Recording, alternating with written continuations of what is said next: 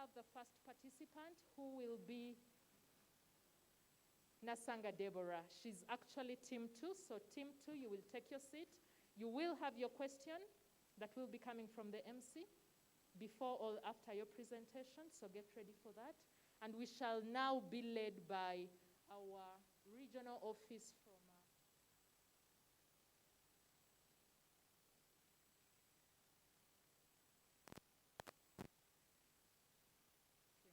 Thank you so much.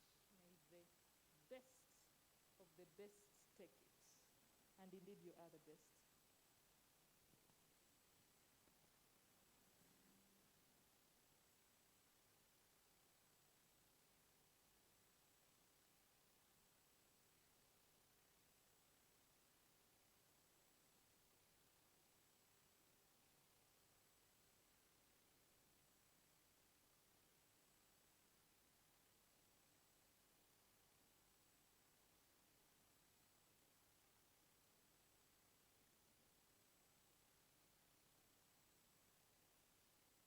Event webinar. My name is Untombi Miso, and I'll be your MC for today. This afternoon, we have a simultaneous interpretation in French for our audience who are joining us on this closed channel from French-speaking countries. Please make sure you choose the language globe icon French on the bar below. The 2030 agenda is clear. There can be no sustainable development without gender equality. Unfortunately, throughout the world, women and girls continue to experience multiple and intersecting forms of discrimination, which leave them behind and excluded from progress. Social norms and structural factors related to economic and social inequalities have resulted in harmful practices against the adolescent girl, such as female genital mutilation and child marriage. These harmful practices are a clear manifestation of gender inequality. They are a violation of the rights of women and are part of the continuum of gender-based violence. It is estimated that 1 in 3 women will experience physical or sexual violence in her lifetime. 2 million additional cases of female genital mutilation may occur over the next decade as COVID-19 disrupts schools and other systems that help protect girls from this harmful practice. COVID-19 disrupted the progress achieved in our continent to end female genital mutilation and showed us how fragile the progress made so far is. Because the median age in our continent is 19 years old, young African women and men are our future change makers and are the ones who will end FGM in this generation. So, the UNFPA FGM Innovation HackLab project, started in 2021, opened a call for innovation ideas from young people across Africa, aligned with key opportunity areas in line with the program of action against FGM. The call for ideas identified applications from young people across the continent. Interestingly and appreciatively, over 60% of the submissions were from young women. A cohort of ideas were long-listed. Selected innovators partook in a bootcamp and developed viable, commercially and impactful solutions out of their ideas. Following the bootcamp, 9 ideas were selected to pitch to our jury today. Before we proceed, let's agree to some house rules. Please follow the conversation in the chat box and tell us who you are, where you're from, and your hopes for this celebration. Also, tag us on Facebook and Twitter on UNFPA_SRO, that's ESARO, and hashtag UNFPA FGM HackLab. When you enter the meeting, please rename yourself with your first name, surname, and your country, so we know it's you. When you enter, you will be muted, and you will not be able to unmute yourself during the proceedings. This is to ensure a smooth and focused plenary. You will, however, be able to turn your camera on and off at any time. You will not be able to share your screen or make annotations on the screen without prior permission. Let us look at how we're going to deal with any questions and comments. Please use the chat to say hi, make comments, or ask questions. During the Q&A session, if you would like to ask questions, please post the questions in the chat box below and clearly identify who you are and your country as well. The moderator will select a few questions to be answered live during the course of this event. The remainder of the questions will be answered post the events for speakers and moderators, as well as other guests. Speakers and moderators will be made co-hosts upon entering the meeting. Co-hosts will have the ability to unmute their mics, share screen, and so on. Relax, engage, and most importantly, enjoy. Just follow these simple steps and have a fantastic UNFPA Zoom experience. We kick off the event with a welcome statement from Ms. Mariale Tushiminina, coordinator of the UNFPA UNICEF Joint Program on the Elimination of Female Genital Mutilation. Thereafter, we will meet the FGM Innovators and the panel of judges to find out who they are. Let's get the final pitch on the road.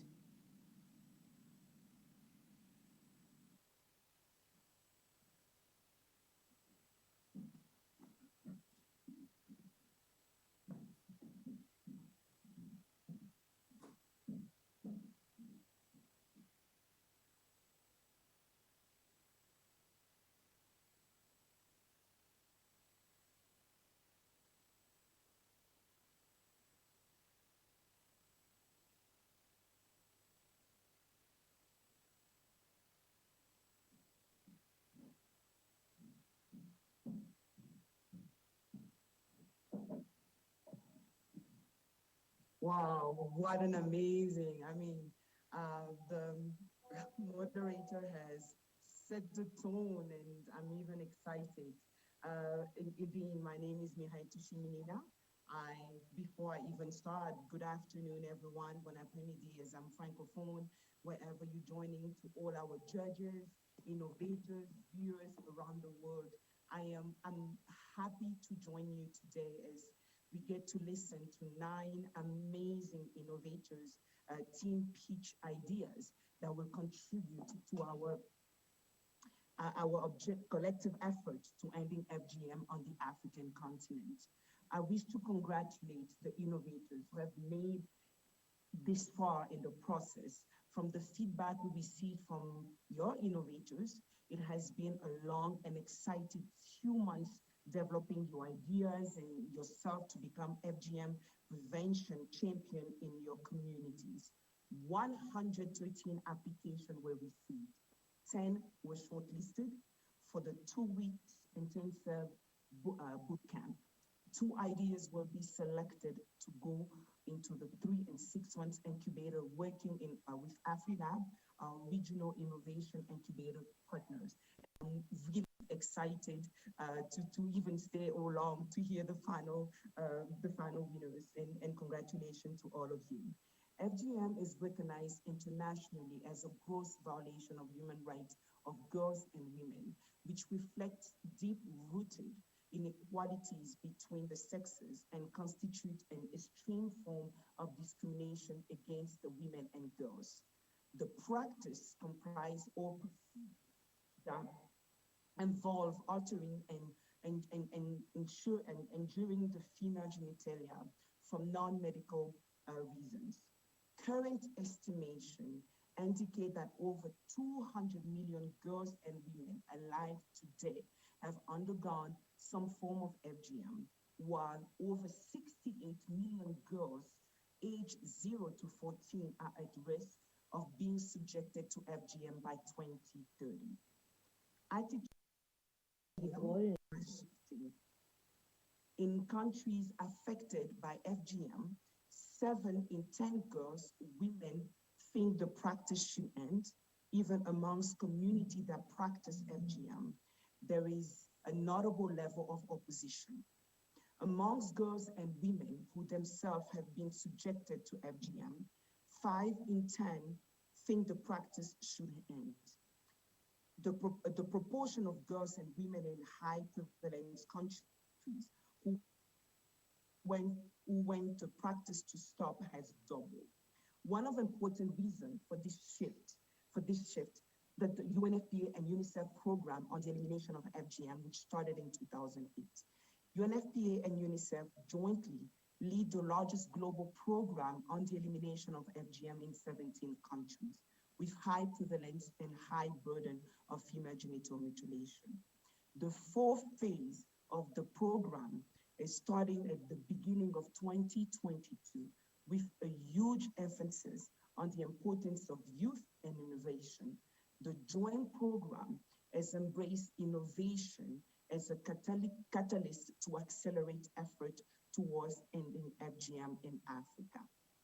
UNFPA SRO, and with the collaboration of UNFPA, UNICEF, UNFPA Joint Program on FGM, and the support of Spotlight Initiative Africa program, initiated the FGM Innovation HackLab as part of the effort to engage young people in developing sustainable solutions to contribute to ending FGM in Africa. The project identifies ideas, took 40 innovators through 2 weeks of intensive personal and business development training. We will witness the next phase today, which involves pitching the idea to a panel judge. 2 teams will emerge today to join the 3 and 6 month incubation phase. And of course, in collaboration with AfriLab, and benefit from a part of fund to support shaping the solution into viable product and service. In the coming years, we will continue to support young innovators with a virtual incubation platform, which will provide end-to-end support to Innovator, develop an innovation business development toolkit, and map innovation innovation enabler, including investors in Africa. This is all in our effort to create enabling environment for FGM innovator and champion to engage in our community across the continent. When we have the youth who are determined to end FGM in our side, it's easier to deliver the promise of ending FGM by 2030, despite all change. So to all the innovators, good luck and congratulations. Thank you.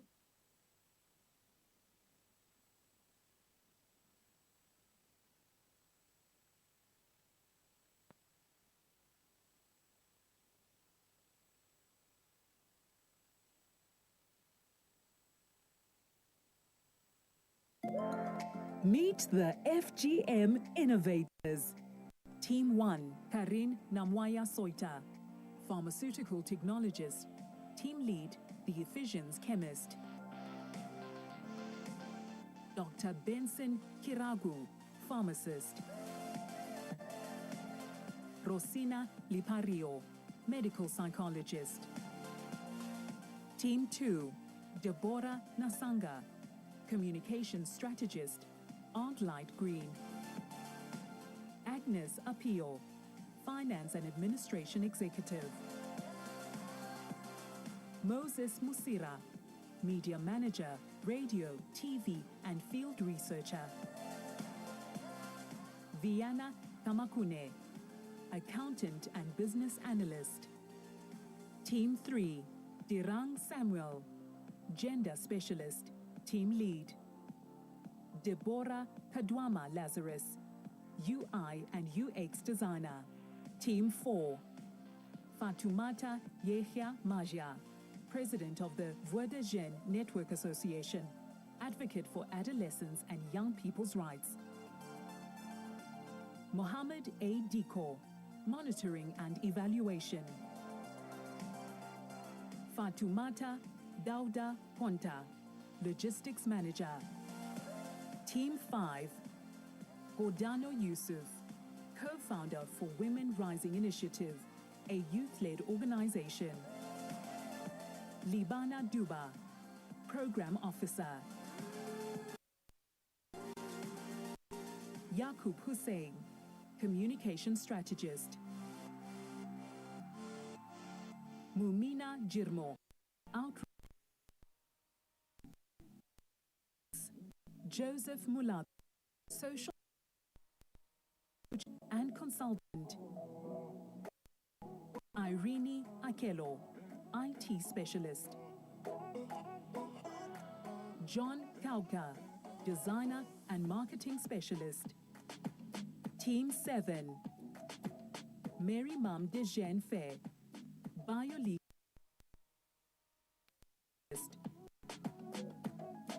Fatu Balde, Founder and CEO. Aminata Jiba, Communications Officer. Mariama Jarju, Programs Officer. Isatu Ba, Outreach and Communication Engagement Officer. Team 8. Priska Zodeugan, Beninese Young Activist for Women and Girls' Rights and General Secretary in the Barika Association. Oro Guno Jene, Activities Coordinator. Yahwedo Ine, Project Coordinator. Azukba Abdul Kudu, Communications Officer. Team 9. Sedgo, Journalist and Project Manager. Chek Omar Etiegubu, Partners Engagement and Financial Resources. Latifatu Bambe, Field Outreach and Communication Lead. Dambe Flijwa, Case Management and Victims Monitor. Meet the panel of judges. Judge 1, Noel Arianijuga, Social Entrepreneur, Design Researcher. Judge 2, Omalanga Karangwa, Fund Manager and Investment Advisor. Judge 3, Alex Marufu, General Manager of Listed Records Management Business. Judge 4, Foliba Tilbat, Journalist and Principal Presenter, Al Jazeera English. Judge 5, Robert Kasanene, Regional Spotlight Initiative Coordination and Female Genital Mutilation Policy and Advocacy Specialist, African Union Commission. Now, I know this is a virtual event, but I would love for you to, wherever you are, give a clap to all our innovators as well as our judges. I'll give you a few seconds to do that. Thank you so much to Ms. Tushiminina. That was absolutely wonderful. Now, hurrah, we have our 9 FGM innovators as well as our panel of judges. This is exciting. Now, how is this all going to work, you may ask yourself? To make the process fair, the innovators will be presented alphabetically. Each innovation team represented by their lead will use both oral as well as audiovisual tools to present their ideas to the panel of judges who will take turns to ask further questions. Each judge will ask one team a question on a rotation basis. The audience, meaning all of you, will also have an opportunity to ask questions to the innovators on their ideas. Remember to put your question in the chat box below, and the moderator will select a one per team to answer live right here. So one question per team will get the opportunity to have that question answered live. Now the jury will score the innovator's presentation. The judges will score and choose the best 2 ideas. And wow, they will benefit, listen to this, the seed funding of $50,000 plus business support services of 3 to 6 months. This business support incubation will be provided by an identified Africa-based youth-led innovation incubator with a network of incubation hubs across the continent AfriLabs. How exciting is that? And oh boy, by the way, before the innovators pitch, I'm going to ask each innovator one challenging question. So you best be on your toes for that. Before we proceed, I would like to invite each of the judges to share with us why they decided to take part in the FGM HackLab and what this event means to them. We're going to start with judge number 1. That's Judge Noel Arianijuka, apologies for that, who is a social entrepreneur as well as a design researcher.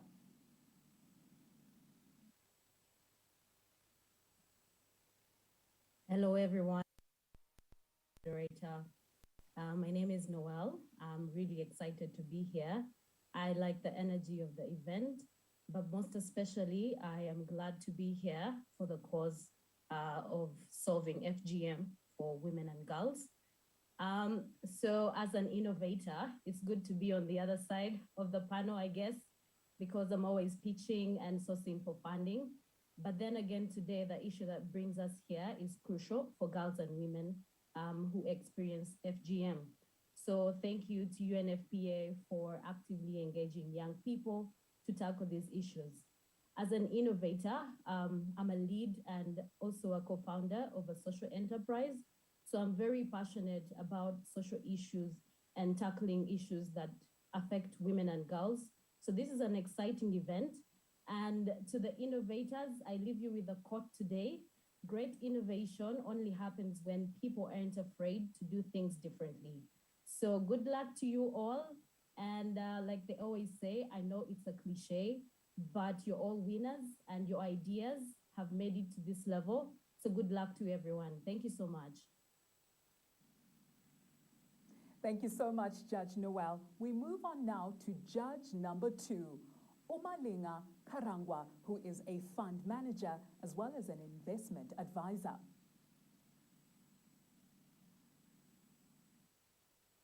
Good afternoon, everyone.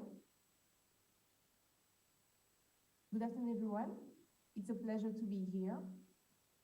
It's amazing what these young innovators have come with, and I'm very looking forward to listening to their pitches. I'm a fund manager. I invest all over Africa in different asset classes, companies, and debt.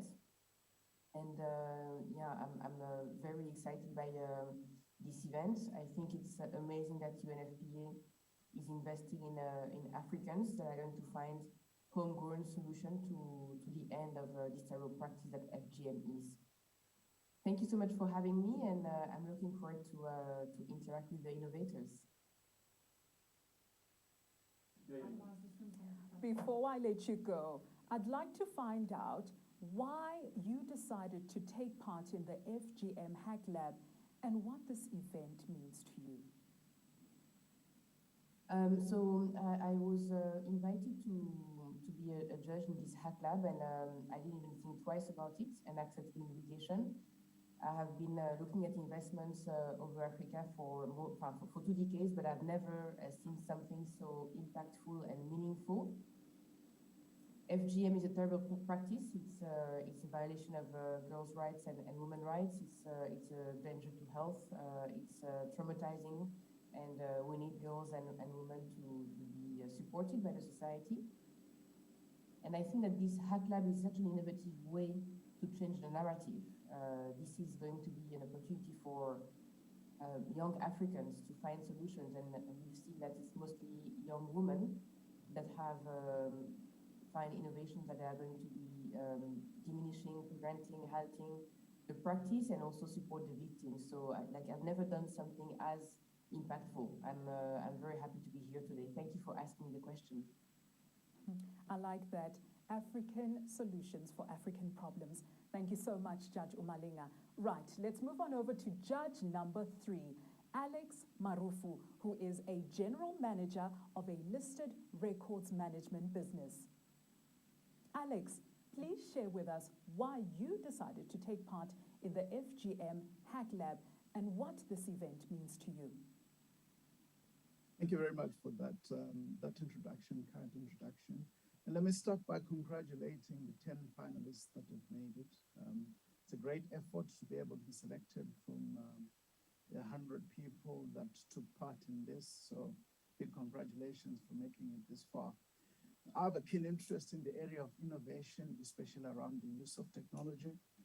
Although I'm in a corporate environment now, I've spent most of my working life within startup businesses. I've started and sold businesses throughout my career. But more recently, 5 years ago, I undertook studies for a PhD. I earned a PhD from the University of Pretoria in the use of technology and innovation in healthcare. So this is very much up an area that I'm interested in. So when I was invited, I felt it was time to use my skills and my education to contribute to a very important topic in terms of attacking FGM in Africa. Thank you so much, Judge Alex. Our next judge is Judge number 4, and her name is Folly Ba Tilbert, journalist and principal presenter at Al Jazeera English. Folly, please share with us why you decided to take part in the FGM HackLab and what this event means to you. Thank you so much for that introduction, and thank you, everyone. It's my great pleasure, really, to be part of this event because FGM is a cause that's really close to my heart. I come from a family of 5 girls, born in the late 70s and 80s, at a time when in my home country of Guinea, FGM was still a practice that was prevalent, and even in educated families and in urban areas. This wasn't happening in just rural areas. Fast forward to almost 3 decades later, 4 decades later, and it's still happening. I have a foundation that's dedicated to promoting young girls' education in Guinea. And to this day, say they still have to fight off, some of their elders who want to subject them to this practice. So for me, it's something that I think needs to evolve, and involving young people in the solutions is definitely one of the areas where this can be tackled. And I congratulate all the finalists here today. I commend UNFPA for taking on this ambitious project, it has to be said, but that can definitely be achieved. And by involving young people and the elders, I think we can find a solution to this crisis on the African continent. I've seen some fantastic technology, and one of the to spreading the message, and I'm looking forward to hearing more about the various projects. Congratulations to all the finalists who've made it to the stage, and like my previous colleague said, it doesn't matter who wins tonight because all of your ideas are absolutely great, and I think that you will go far with these ideas. So I look forward to being part of this and to continuing the conversation, not just today, but in the coming months and coming years, because this is an issue that needs to be dealt with in the near and long term. Thank you so much, Judge Folly. Our last judge, Judge number 5, is Robert.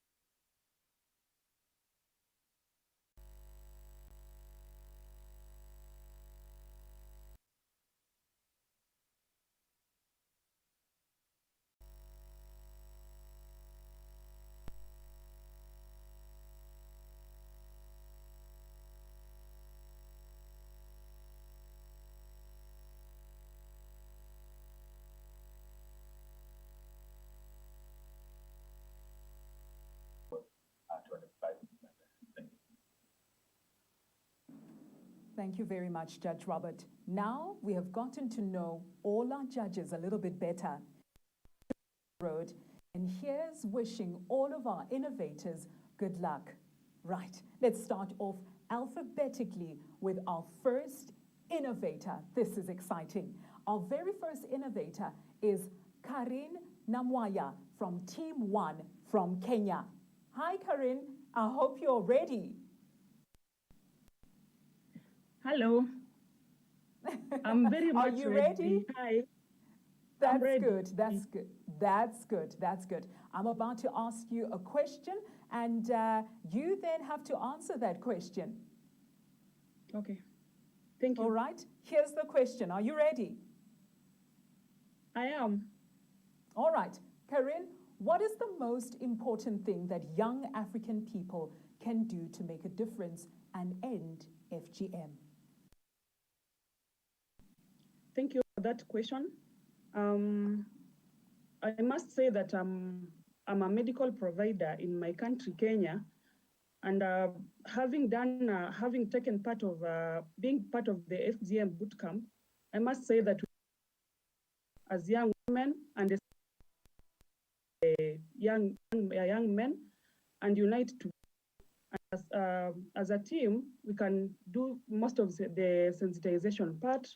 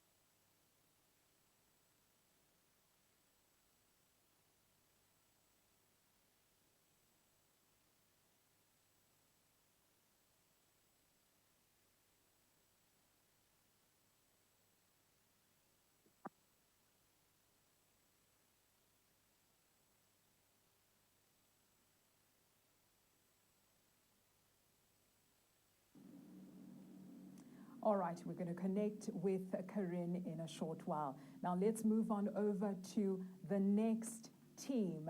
That is number 2, and our Deborah Nasanga from Team 2 from Uganda. Are you ready, Deborah?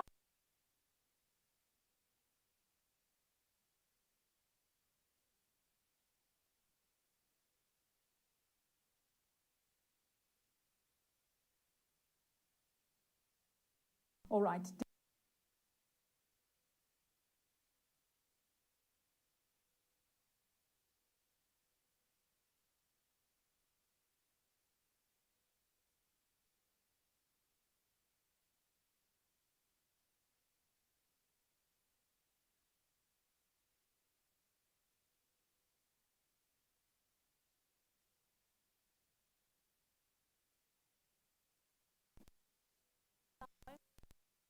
Discomfort. And this is her story. All right, we're going to go all with our third innovator, whose name is Dirang Samuel from Team 3. Hi, Dirang. Hi, good afternoon. I can hear you loud and clear. Are you ready for your question? Yes, of course. All right. Your question is, why is it important to you to be a champion for ending FGM? Yeah, for me, that emanates from my personal story, being raised by my mother, who happened to be a survivor of FGM with my sister. So while growing up, she would always say that you don't have others to protect aside from your sisters, so you protect them from whatever menace that is going in the society. So I grew up with that passion to end all forms of violence against women and girls. So with that, while growing up, I realized that it's not just something that I can do to my sisters, but I can equally extend the same kindness to other women out there.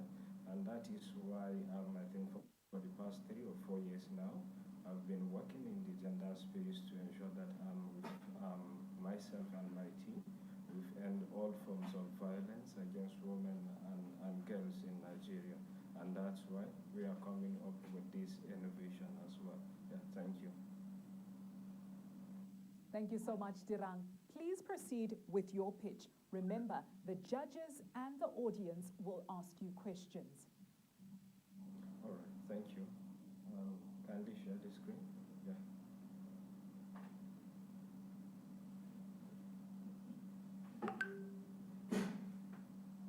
All right. Good afternoon once again, ladies and gentlemen. My name is Diruk Samad, representing Big Family 360 Foundation from Nigeria, and I'm here to present our solution with the name Smart Reporting and Referral. This is my team. Myself, Diruk Samuel, a gender specialist, Deborah Lazarus, a UI UX designer, Sinia Kubo, who is our research fellow, and Chidima, who is our communication specialist. We've been working on this product for the past 3 years.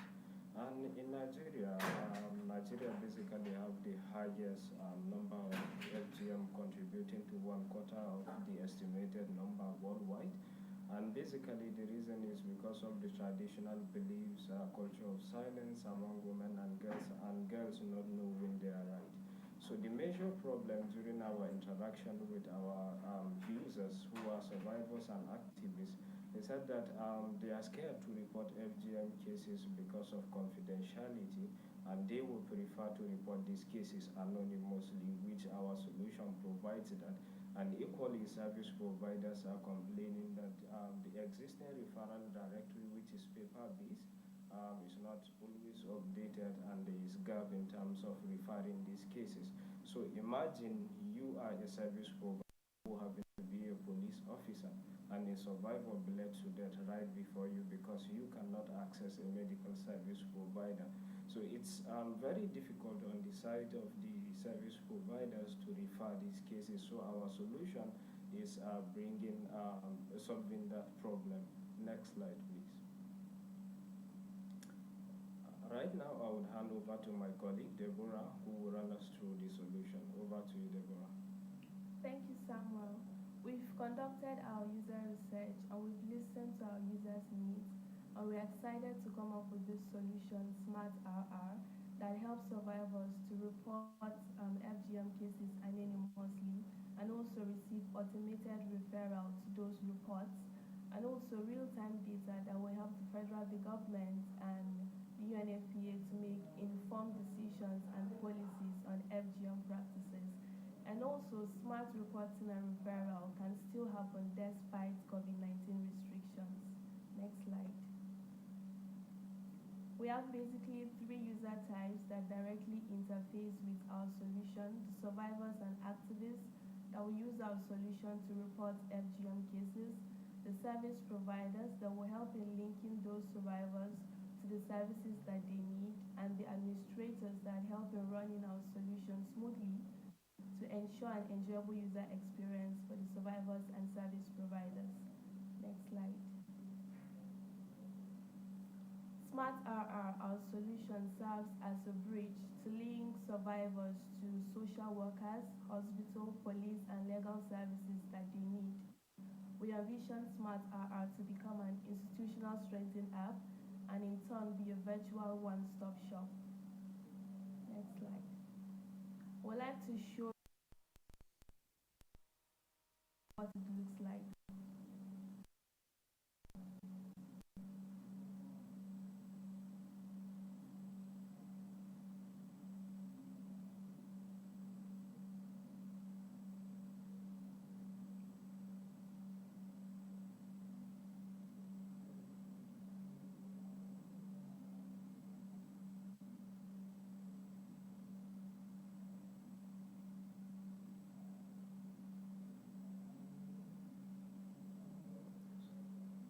so much for listening.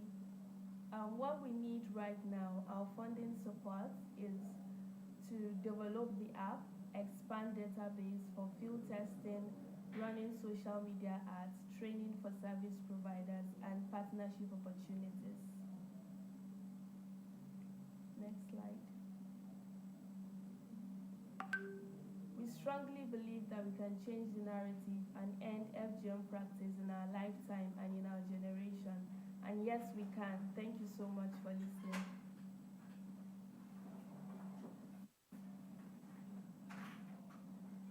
Thank you so much, Dirang, for your pitch. Exciting stuff. Now let's go to judge number 3.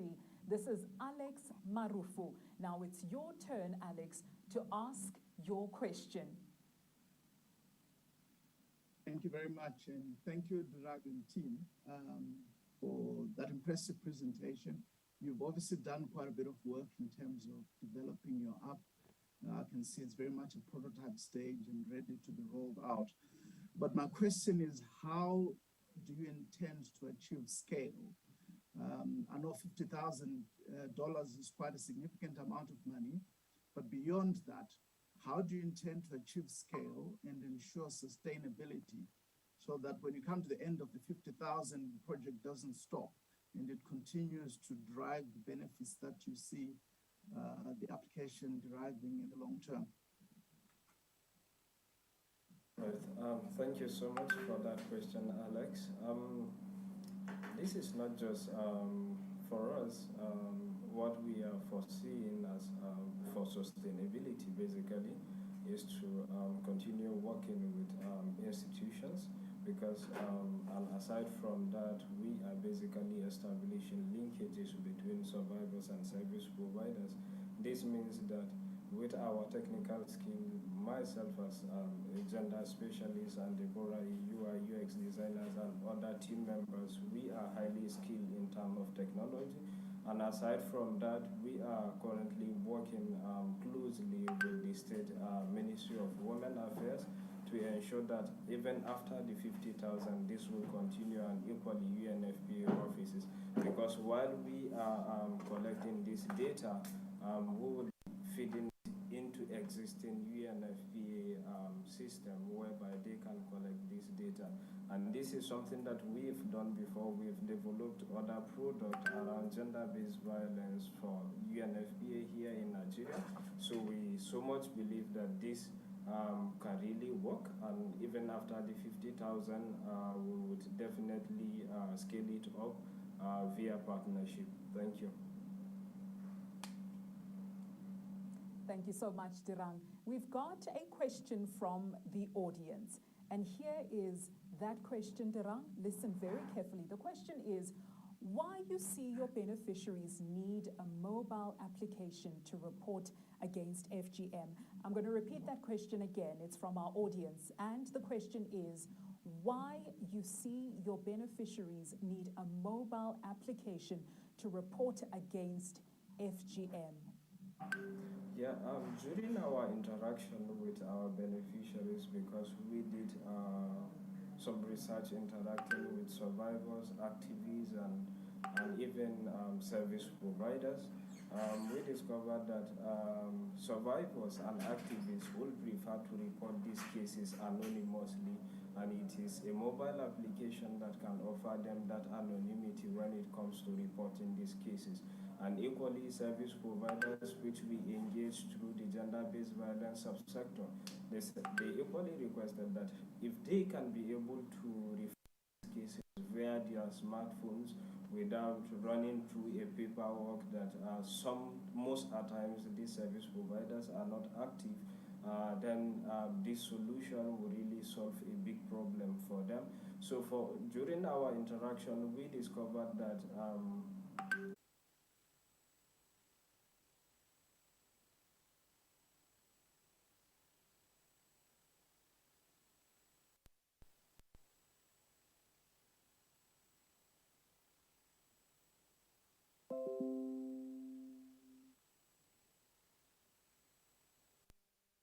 recording in progress.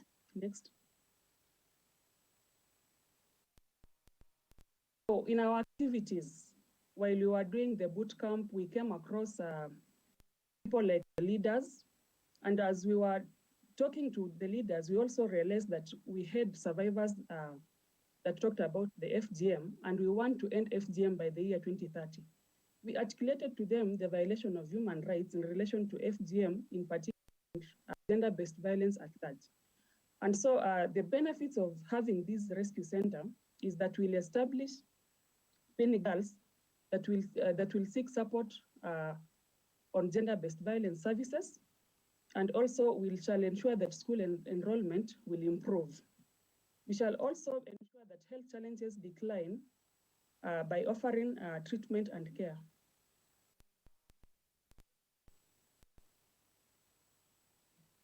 So what do we need for us to achieve this? We need to construct offices, dormitories for our girls, and we shall also require professionals like counselors, nurses, social workers, and midwives. And for us to achieve all these, we are estimating a budget of $2,500,000 US. And by estimating this budget, 30% of this budget will establish the required infrastructure, and the remaining 70% will go to the girls. We are here, therefore, asking for the audience to help us help these girls and women. Together, let's fight FGM. And the last statement on this slide is that let's unite and end cutting. So what is the roadmap, or what are the next steps? We shall embark on sensitization of target community through social media, vernacular radio stations, and opinion leaders. We shall actively engage the youth, adolescents, women groups towards eliminating FGM in the community and enhancing their roles in strengthening social accountability. We shall continuously conduct monitoring and evaluation of our activities to ensure that they are geared towards eliminating FGM and gender-based violence by the year 2030. Next. Our vision is to advocate for strict enforcement of anti-FGM laws and regulations in Kenya. So we therefore intend to establish new partnerships in humanitarian responses towards FGM. We also want to establish community-based surveillance system on FGM, and we want to eliminate FGM by the year 2030 in collaboration with other stakeholders like the government of Kenya, UNICEF, and UNFPA. Thank you so much. Thank you so much, Karin.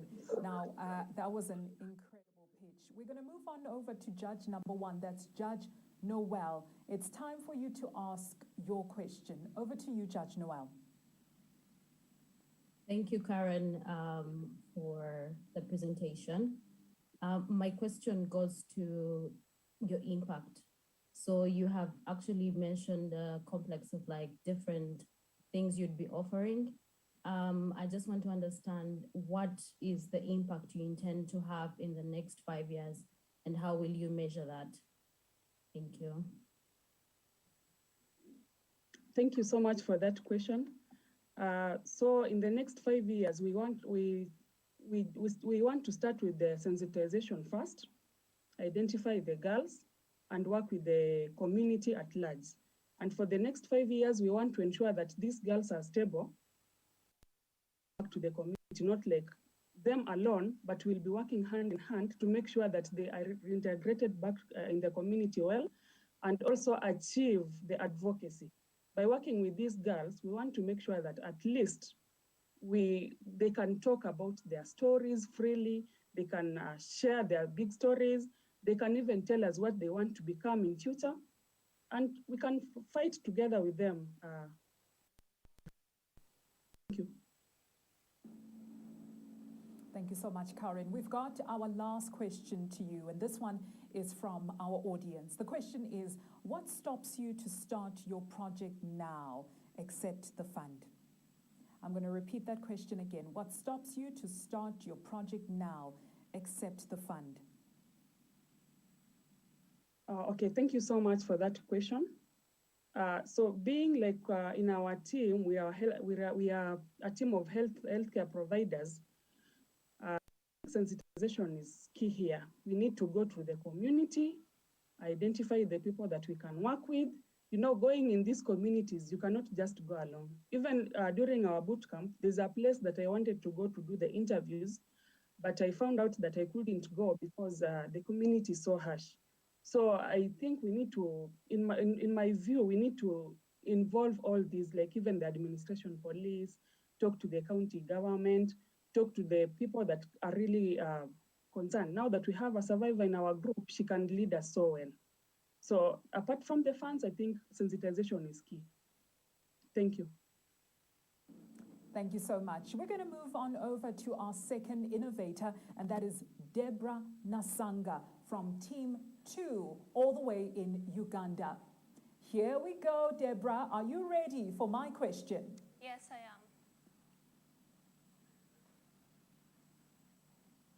Yes, I'm ready for your question. We're connecting with Deborah all the way from Uganda. I've got a question for her, and I'm hoping she'll be able to answer that question. There's also going to be an audience question as well, and a question from the judges rather. So it's 3 questions that she needs to answer. We're just connecting with her right now. Deborah, are you there? Yes, I'm here. Lovely to be here. Wonderful. I can hear you loud and clear. Are you ready for my question? Yes, I am. The question is, what are the most challenging elements for you as a young African for ending FGM? I'm going to repeat that question again. What are the most challenging elements for you as a young African for ending FGM? Thank you so much for that question. As a young person, the problem mainly circles around limited information. So there are not many information facilities or systems in place that you can get information, credible information about FGM in real time. So that's one of the main reasons we find as young people in the fight against FGM.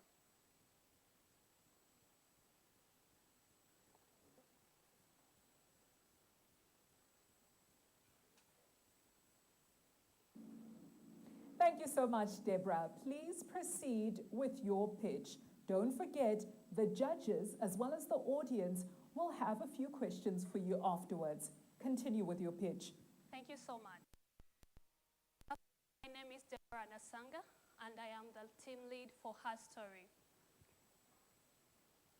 These are our beautiful team members. We believe they have the capacity to carry this and launch this platform moving forward to end FGM. I'm here to talk about Hasfa, a young 15-year-old girl living in Tombamboy village in Sabine region of northern Uganda. She has just been mutilated by a grandmother using a blunt blade, and she is living in a lot of turmoil and despair. And this is why we have to end FGM. Many a times, and more often than not, there is inadequate data collection systems to end and fight FGM, which frustrates the struggle. In order to end FGM, we need to have reliable communication systems put in place so that multilateral agencies like UNFPA and anti-FGM bodies will have credible and timely information tools in order to make implementations and laws possible in order to fight FGM.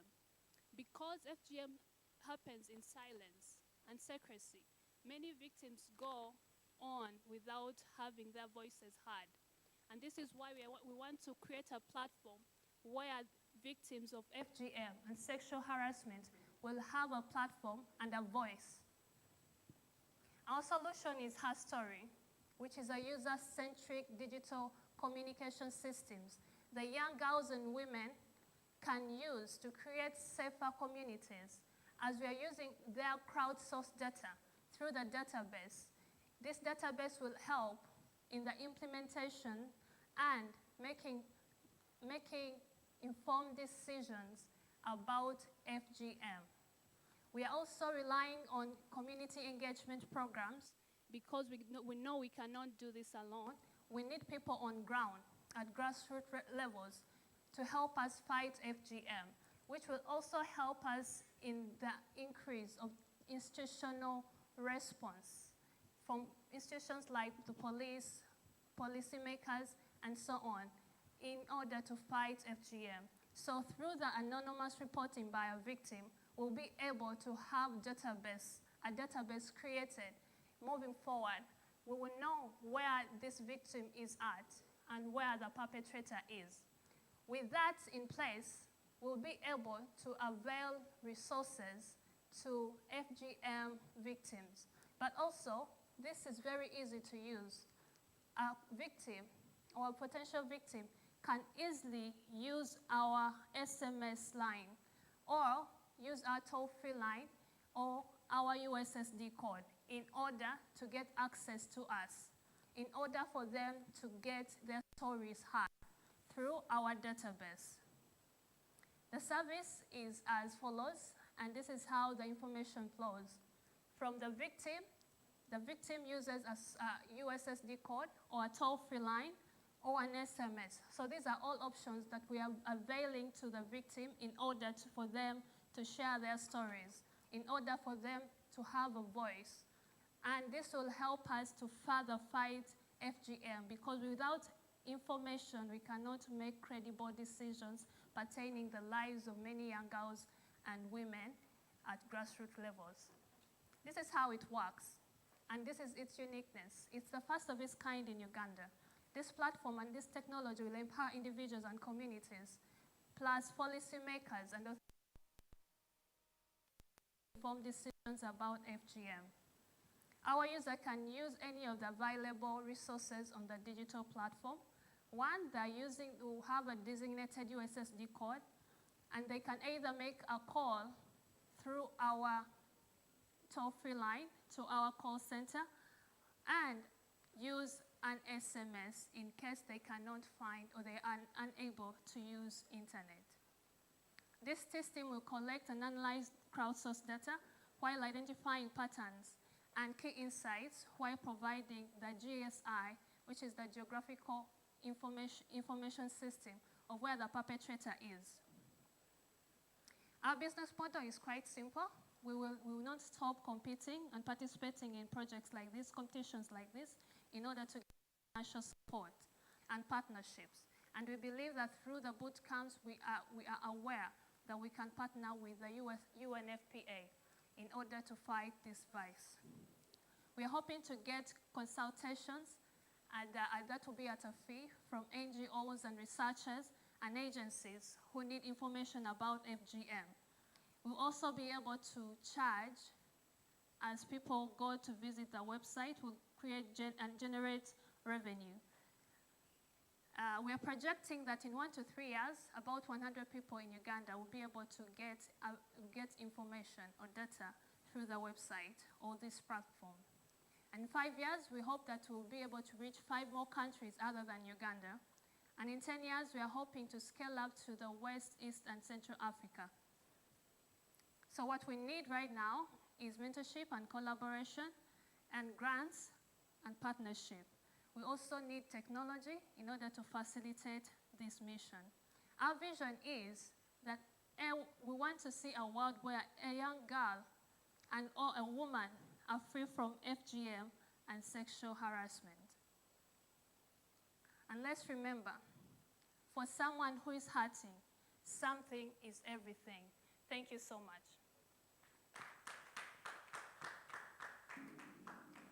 Thank you so much, Deborah, for your wonderful pitch. Let's move on over to Judge number 2. Judge Umulinga Karangwa, will you now ask your question? Hello, Deborah. Thank you for your great presentation. I think it was very convincing and very impactful. Can you please explain a bit more about your plans to generate revenue through your websites? How will you achieve that? And what level of revenue do you expect? And how will this help you invest more in your business? What will you invest the revenues in? Thank you.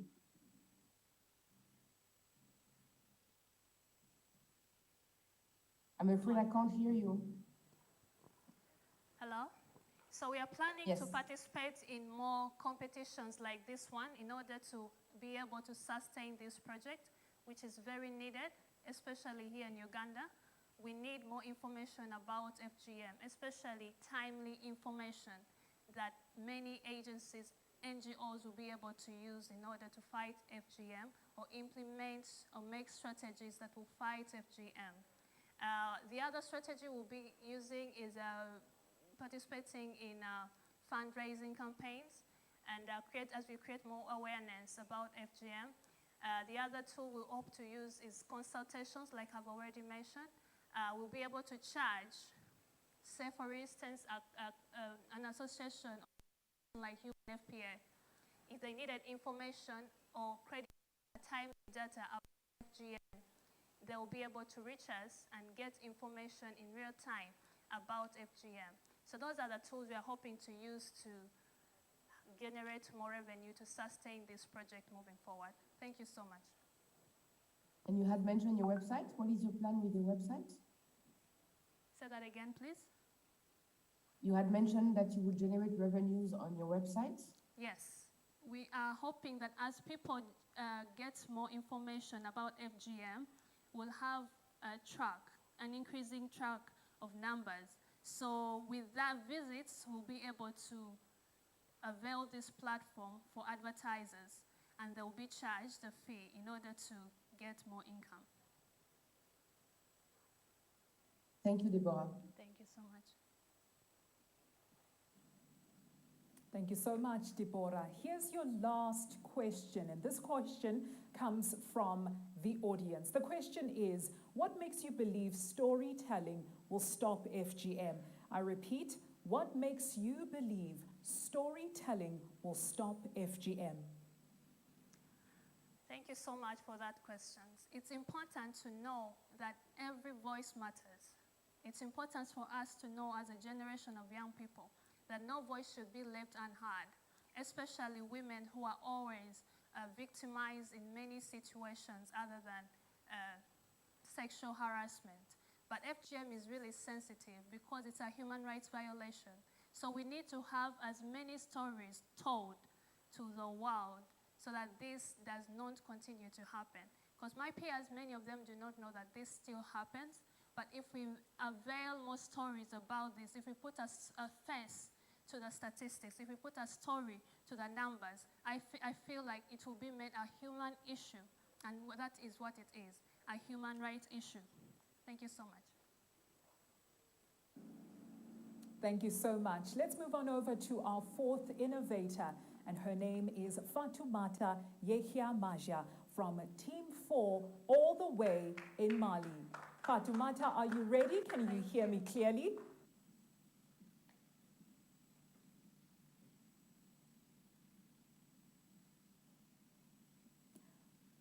Fatoumata, are you there? Can you hear me clearly? There we go. We've got a bit of sound. Can you hear me? You can hear me?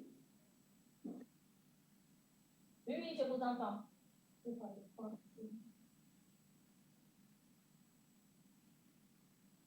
Je vous entends.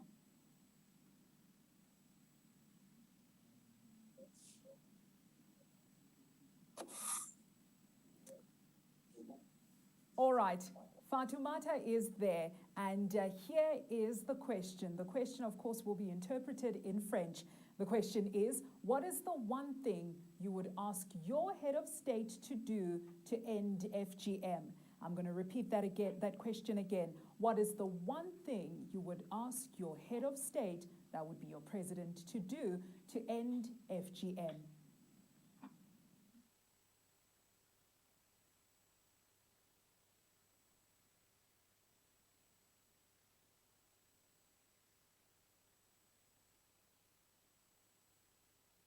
OK.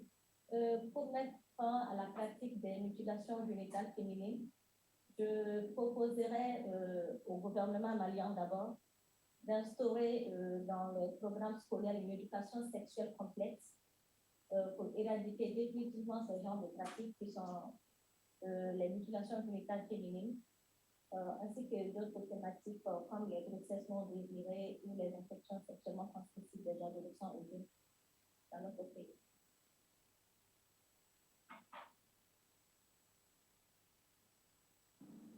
Thank you so much for sharing, Fatoumata. Please proceed with your pitch. Thereafter, the judges as well as the audience will ask you questions.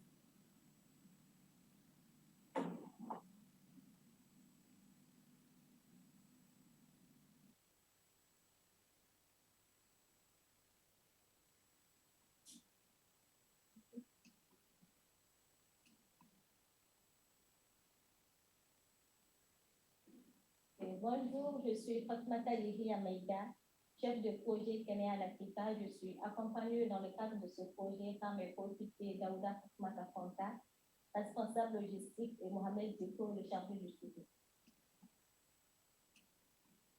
Alors, je vais vous raconter une histoire, l'histoire de Mariam.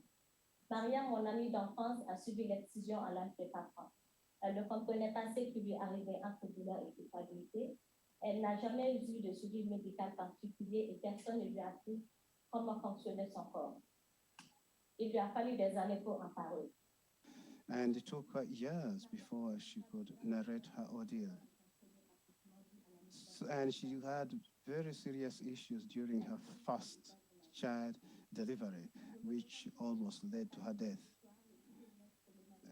And I wanted to highlight through this story the horror of female genital mutilation, which is of course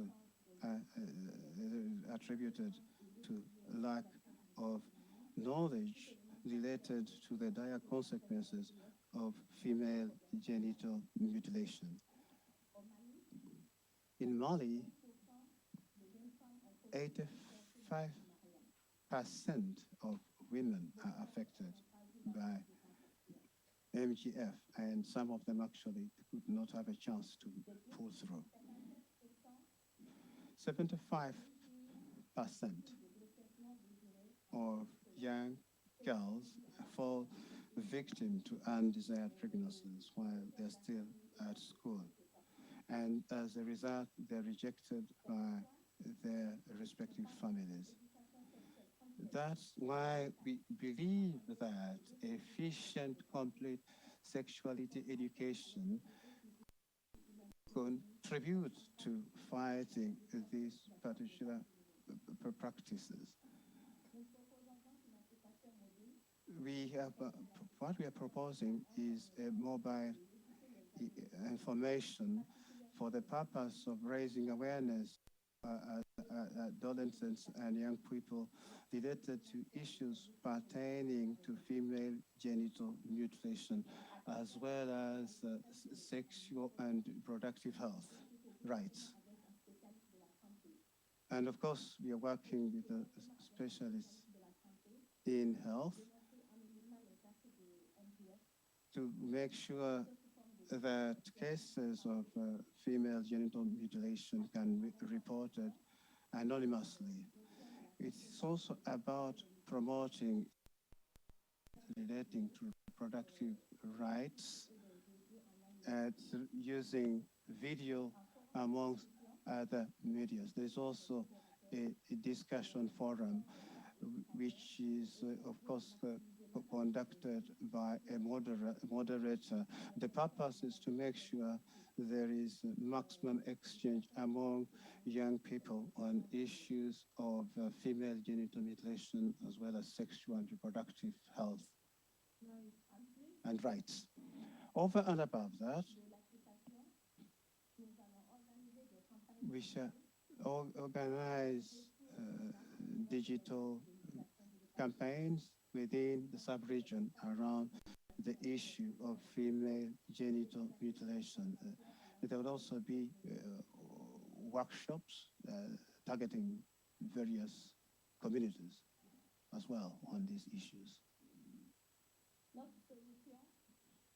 Our solution will have a massive impact in the sense that it will reach more than 1 million young people, well beyond young people that are involved in the fight against FGM as well as SRHR.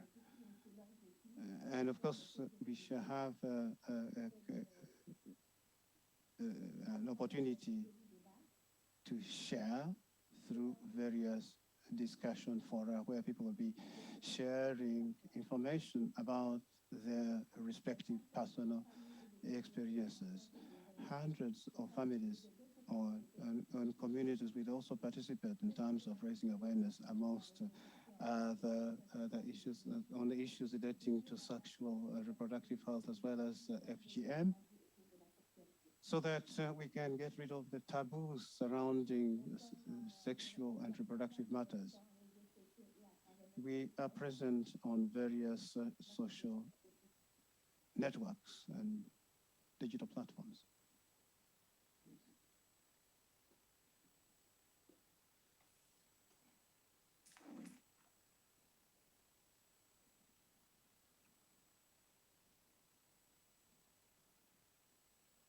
The interpreter can't hear the presenter anymore.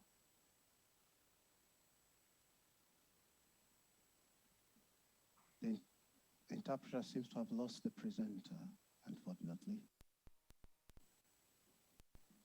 Thank you so much, Fatoumata, for your pitch. Now we're going to move to judge number 4, Foliba Tilbat, who will now ask you your question. Over to you, Judge Folly. Hi, merci beaucoup Fatoumata, pardon. C'était très bien présenté. Thank you very much for that excellent presentation. You've really cast the problem probably. You wanted to know more about the application. What kind of audience is being targeted by this application? Is it for young people? Is it accessible? Is it already in place? Is it free of charge? I would like to also to know how you work with the various mobile network service providers in Mali around this implementation.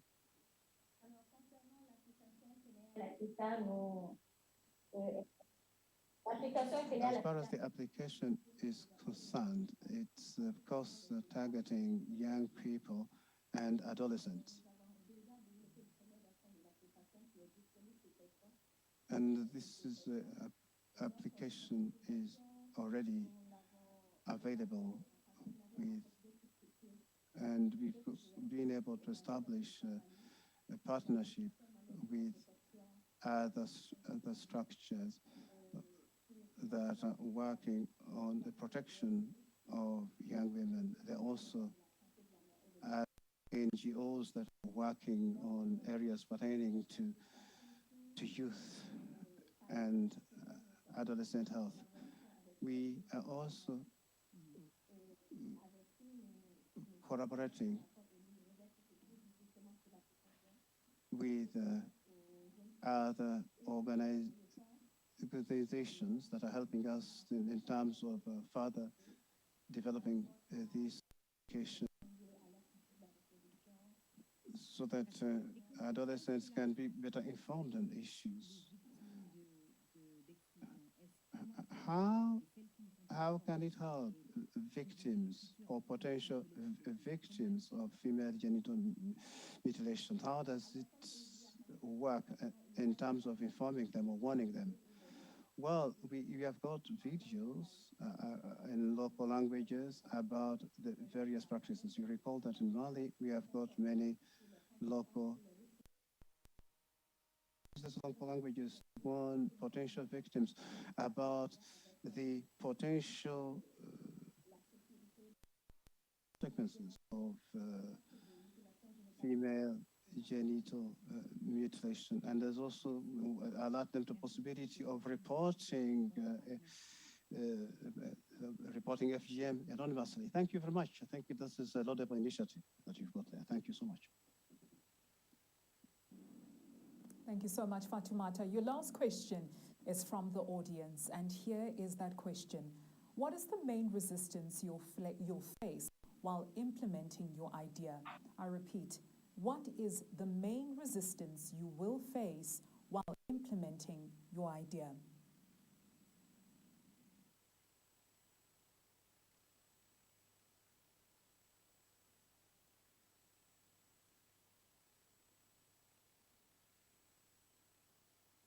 Alors, dans l'exécution de notre idée, nous In the allons... implementation of our idea, we shall really focus on collaborative work. In that sense, we shall collaborate with other established structures that are already working on female genital mutilation. This is an issue that is of particular concern to women. In the implementation of this particular project, we shall work with young people that come from various sectors and partners as well. Lovely. We're done with the first round of pitching to the jury. Thank you so much to the 4 teams, and you've done a really, really good job. Now we proceed to a video. It's called Be Just As I Am. It's a compilation of compelling FGM stories from the field.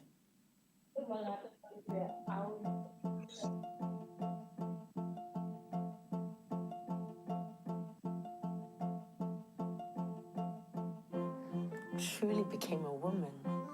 Are you going to defer to one of us, or was you just going to... It's going to sound terribly stereotypical. Cooking, like, I love cooking. I became a woman when I got my first cell phone.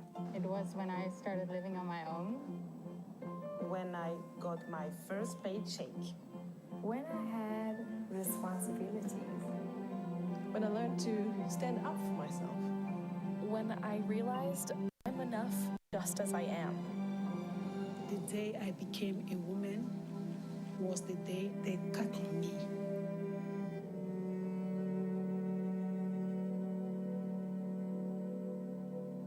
Ce que je retiens encore, c'est que quand ils ont fini de m'exciser, qu'on m'a fait debout, celles qu'on avait fait avant moi, ils étaient assis sur des feuilles. J'ai vu du sang partout. Et puis ça fait même que j'ai eu peur de l'homme même, du garçon. Finalement, je ne savais pas si tout ce qu'on faisait là-bas faisait mal. Donc vraiment, jusqu'à aujourd'hui, je garde encore dans la tête.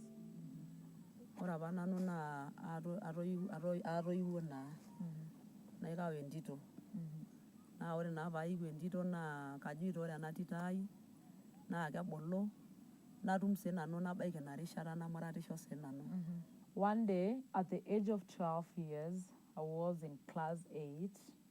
Some missionaries came into our school to showcase a film. And I watched. It was a black and white film.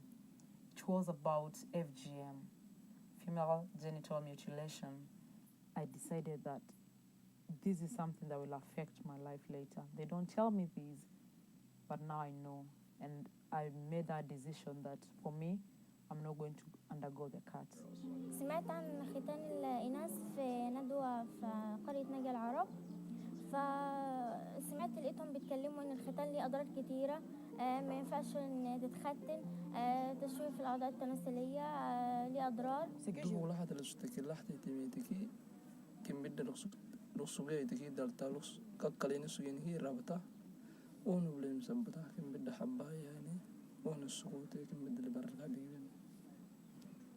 كم بدك كليني تمرة ليه تنتبعي أنا سلمو باليوم ما يجدوك بوي تلبله كادو قرسلو قانو لبله ما قلنا لهم نسبت هاي تمرت كاد ما قصا كبد سلطنا قريب كم بدك ليه ينتبعي كادو بوي يوري وقاني كادو بوي تنتبعي يورا بتولي كبري سنة تامك سلوت تامك ملاقو كان تبع حبيبتي ودراعه أنا بيني قبض اليوم برتتو كم ملاقي عالم اللي مدرك مدرك إني تترسي عن فرمكادو وما تتب تنكي وما عادك إنمي فيديو ديابتك تلفزيون يابك عف قريبتك إنكي وما عاد حباهي. أنا اسمي فاطمة وعندي 13 سنة سألوني في المدرسة قالوا لي أنت ليه ما اتختنتيش؟ قلت لهم أنا مش عارفة. رحت سألت ماما قالت لي إن الختان ده وحش وبيضر بصحة البنات يعني، وقالت لي أنا عشان كده ما ختمت. Je m'appelle Lati, j'ai 14 ans, je suis en classe de 5e et je lutte contre l'excision depuis maintenant 4 ans. Pourquoi je lutte contre l'excision? Parce qu'il y a beaucoup de petites filles qui sont victimes chaque année de l'excision et moi je n'aime pas ça. Je veux qu'on éradique l'excision au Burkina Faso et dans les autres pays du monde entier.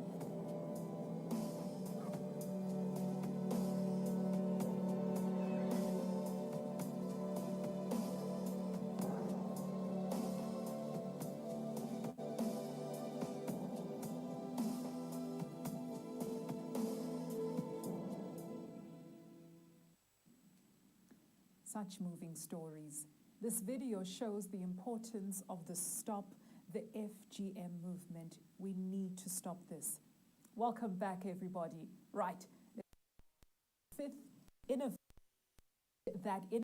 is Godano Yusuf from Team 5 in Kenya. Godano, can you hear me? Yes, I can. Can you hear me? I can hear you loud and clear. And your question is, what makes you an innovator? I'm going to repeat that question again. What makes you an innovator? I'll start with the most cliche one. What makes me an innovator is because I'm a young creative person. I know how to think outside the box, and I know that there are other ways that we can reach our community to end FGM. And that is what has pushed me to deciding to be an innovator in accelerating the fight against FGM.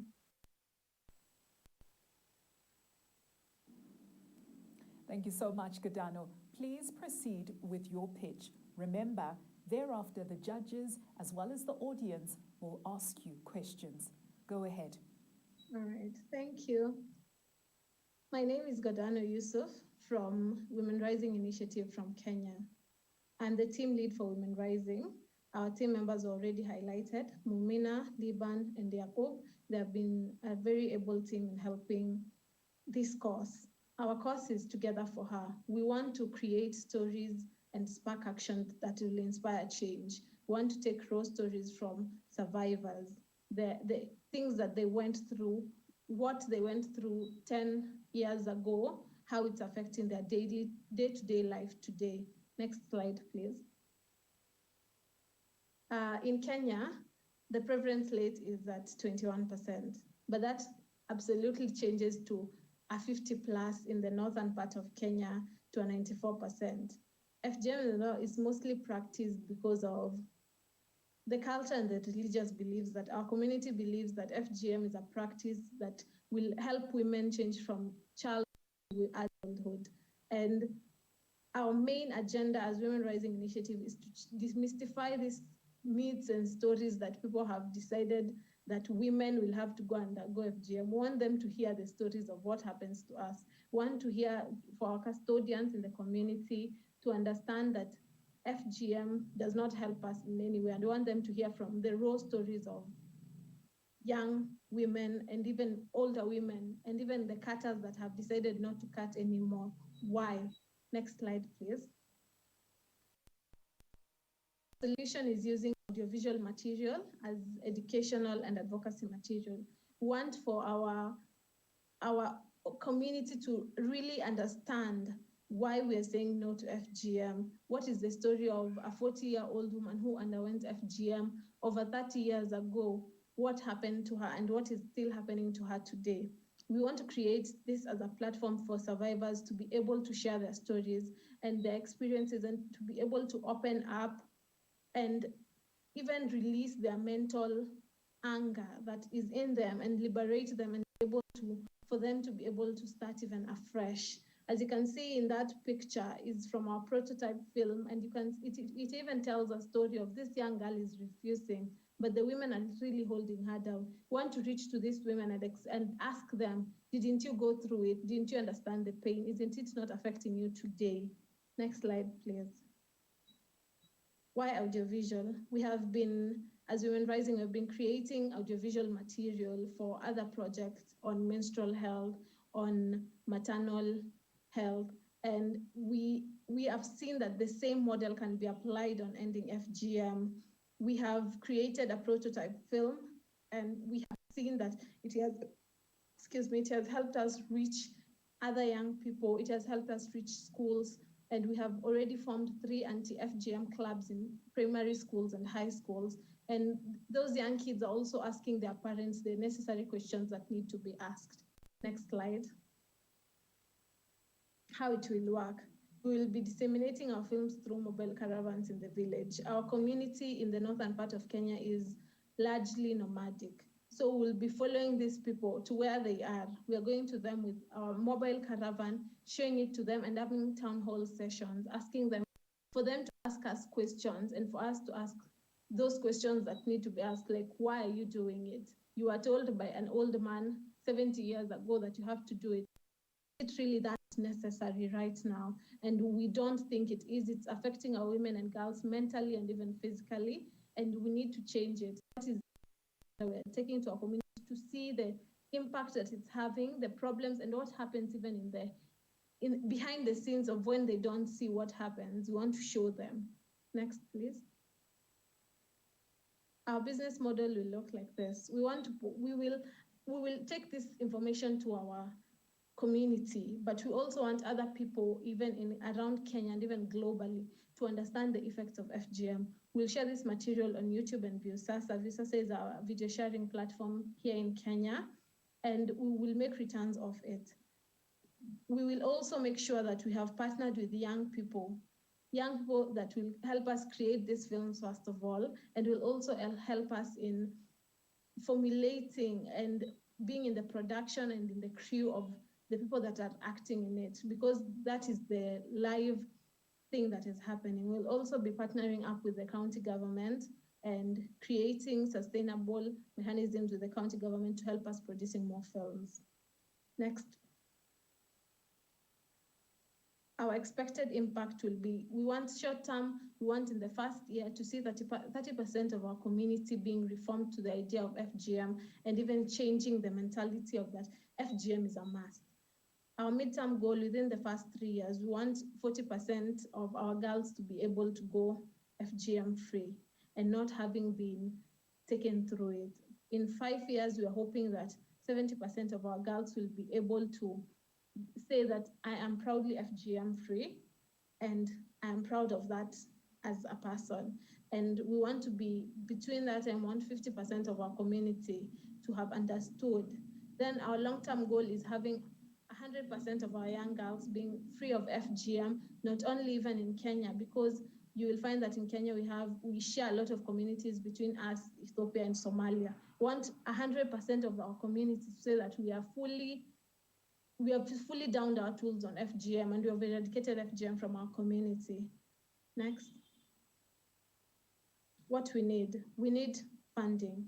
That is one of the key elements that has stopped us from creating even more films. We want to create and shoot and create, and we will be able to create sustainable partnerships with young people for them to even help us disseminate further, creating sustainable partnerships with the county governments in our country. Next. I will say thank you there. Thank you very much. Thank you so much, Godano. We want our girls to say, I am FGM free. I heard that loud and clear. Now let's move on over to judge number 5, Robert Kasanene. Will you now ask a question to Godano, who's waiting? Thank you, Madam Moderator. I don't know how many questions I can ask. Thank you. Godano, a pleasure to meet you, and I hope it's going well there in Kenya. Thank you. Maybe just two quick questions. One, what is the innovation, you would say, in the pitch that you've given us? And number two, something that's very important and interesting for the African Union is how we help our countries, how we help our member states to move forward this agenda. And your president in 2019 committed to the world that he would end FGM.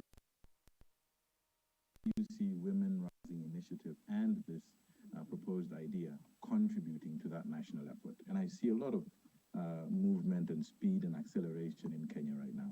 So what's the innovation and how do you contribute to quickly get to this 2022 deadline? Thank you. Thank you very much, Robert. Our innovation will be to to our community stories from our survivors and that speak to the community and explains the effects of FGM for them to understand.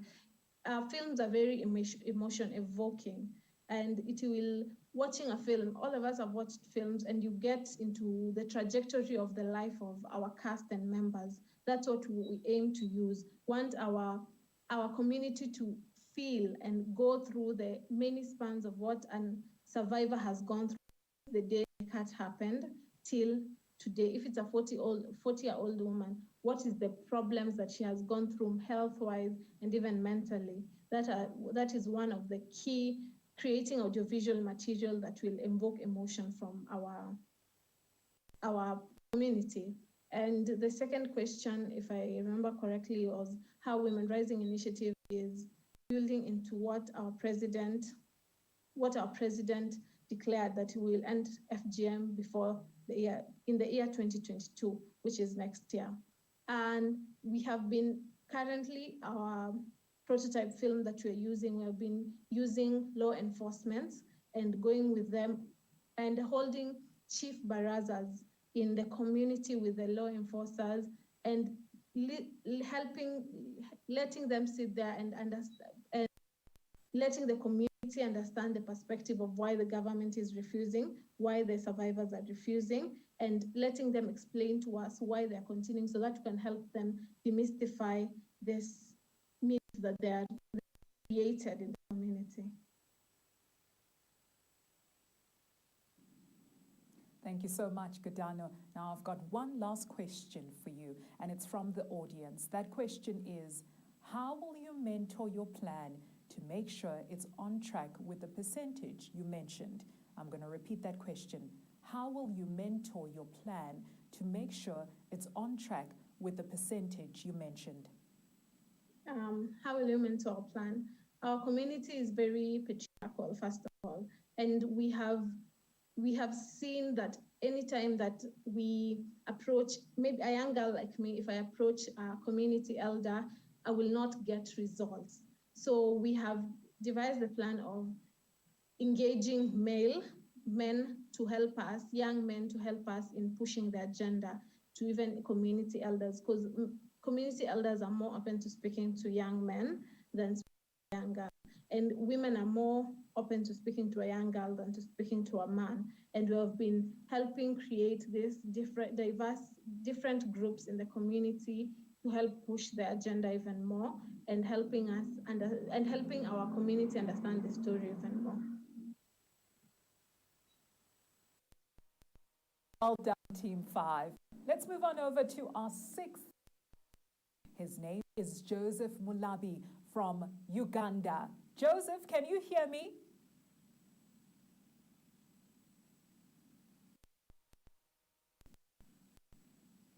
Joseph, can you hear me?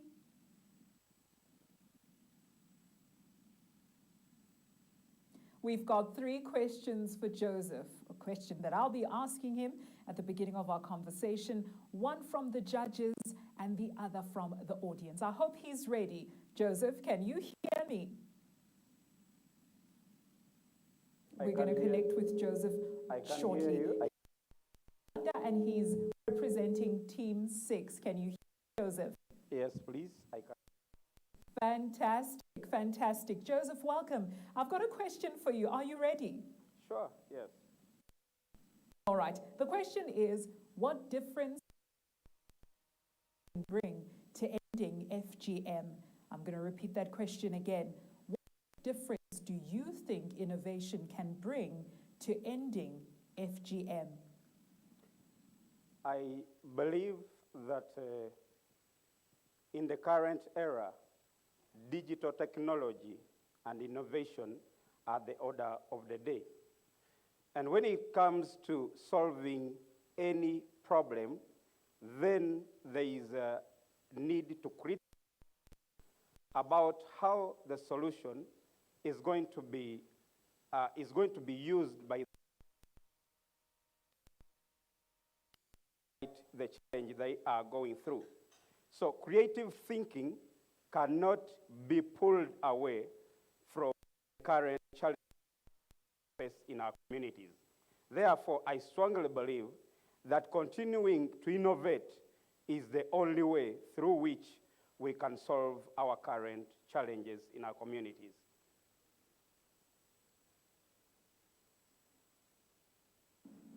Thank you so much, Joseph, for sharing. Please proceed with your pitch. Thereafter, judges as well as the audience. Go ahead. Thank you very much. My name is Joseph Mullaby. I'm a software engineer. Team of a social entrepreneur, John Cow, and I come from Uganda, and I will tell you a story about where we come from. As while at university, we were a girl who bled to death as a result of inaccessibility to medical services deep in a very remote area whereby roads are very difficult to pass, and even if it was a medical ambulance to reach there, is still a problem. Now, in Uganda, and I believe that even in other parts of Africa and across the world, poor development infrastructure is very common, especially in areas where FGM practices are prevalent. An example is access to internet data. We all can attest that internet accessibility in the remote villages is a problem, as technology is concerned. These girls who undergo FGM do not have access even to smartphones, and a few of them have access to basic phones. And therefore, some of them have dropped out of school as a result of undergoing FGM, and this is impeding the flow of information on FGM practice, making and even access compensation services very difficult in these areas. Clearly, the prevalence is very high at 97%. But this is not only a Ugandan problem, because across 100 million young girls and women have undergone this practice. And if nothing is done, then 68 million young girls and women are bound to undergo this problem. Many of them die, many of them bleed to life, to death. Many of them have complications during childbirth in a long term. Many of them drop out of school. This is a problem we cannot allow. It is against human rights. That's where we come in as Access team. We bring a very simple to use mobile app and US, which is to save lives. The system is simple. We recruit, train, and deploy active community members as village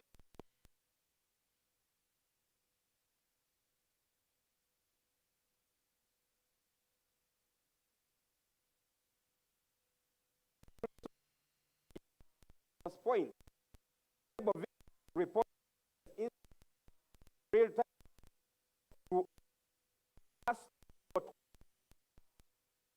and sensitize.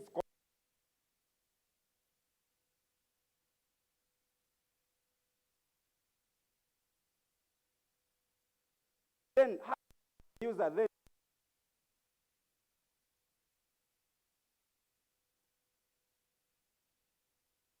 the phone and volunteer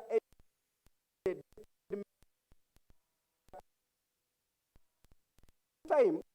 This platform sends a 12 SMS notification to those village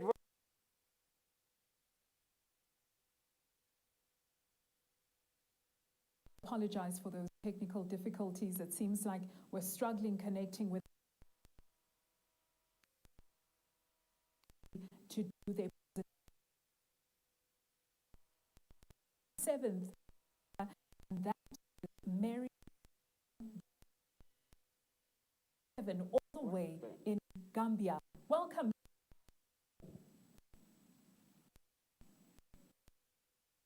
Hear you. Okay, wonderful. I can hear you loud and clear. Are you ready for the question? Ready. Fantastic. The question is, why are young people best positioned to find new innovations to end FGM? I'm going to repeat the question again, Mary. Why are young people to find new innovations to end FGM?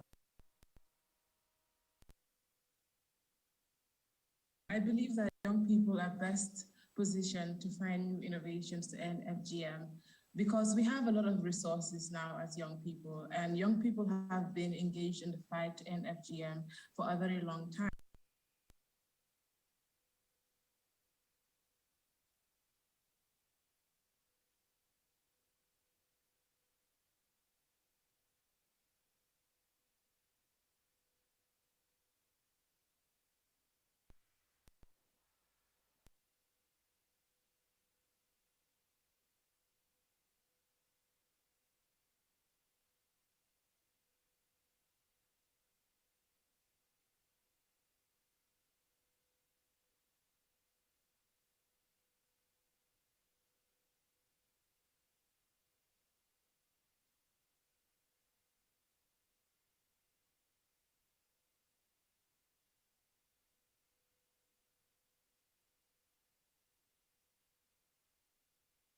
.75% of women in their reproductive age have gone through FGM.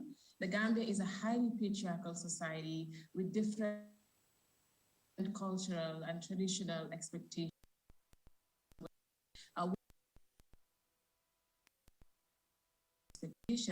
And where they fail to do so, they face various forms of consequences.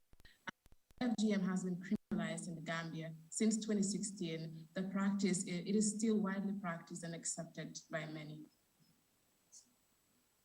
Next, please. Next, please.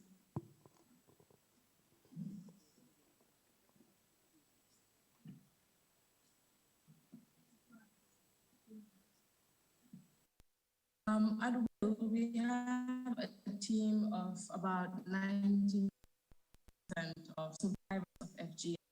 So we have a team because of FGM, and we will be going back to our issues are, and we will be working at the grassroots level to advocate spaces for women and girls, as well as provide psychosocial support, and also advocate for the empowerment of women and girls. Next slide, please.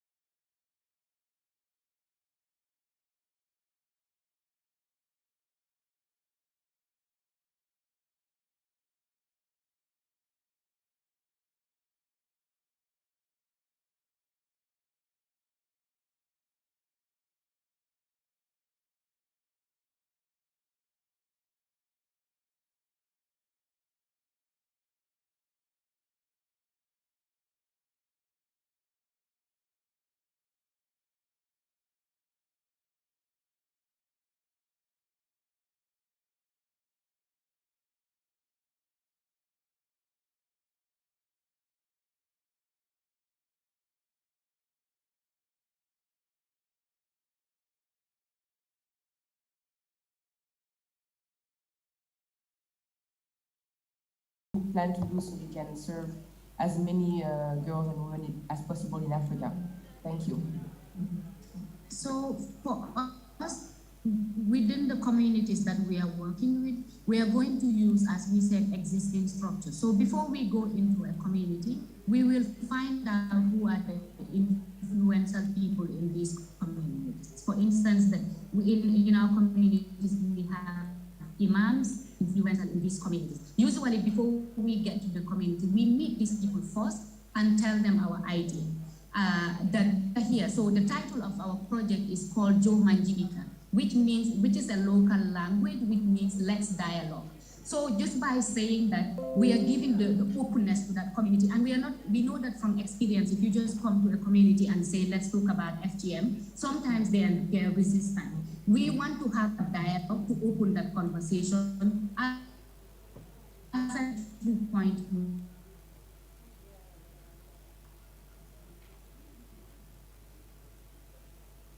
And communities actually take ownership of this conversation so that it continues and have more impact. That is a great idea. Great. Thank you.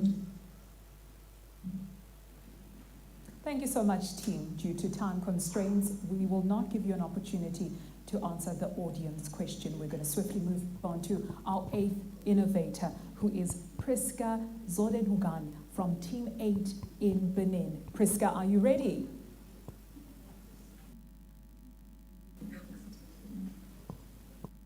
Oui. Bonsoir à tous. Bonsoir à toutes. Je suis prête.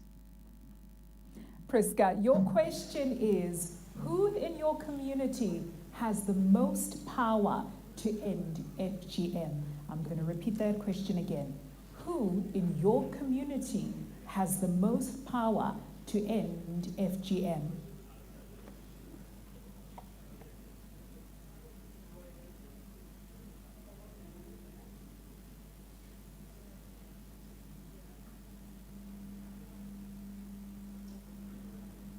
D'accord, merci pour la question. Pour moi et mon équipe, pour mettre fin aux mutilations génitales féminines, il n'y a personne d'autre que nous-mêmes. Nous qui constituons la population, nous avons tous quelque chose à faire qui pourra aider à changer vraiment les normes qui travaillent à ce que ces mutilations génitales féminines continuent. Donc tout le monde, la voix de tout le monde compte. Et surtout l'État aussi peut beaucoup nous aider pour pouvoir changer les choses dans le vécu. Merci.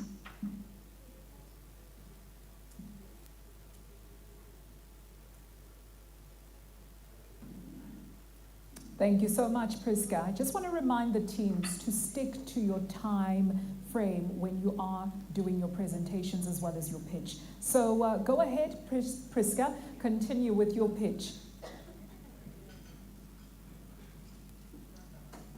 Merci beaucoup. Bonsoir à tous, bonsoir à toutes, bonsoir chers internautes, chers membres du jury, bonsoir.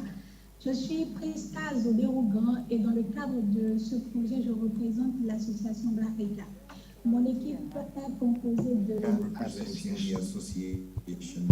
My team is made up of three other people. I have Barego, Elisa Badewo, and as well as Asobaku Kudus. As far as this project is concerned, I'll take you to the north of Benin, where there is we found an adolescent, a young teenager, who was exercised at the age of 5.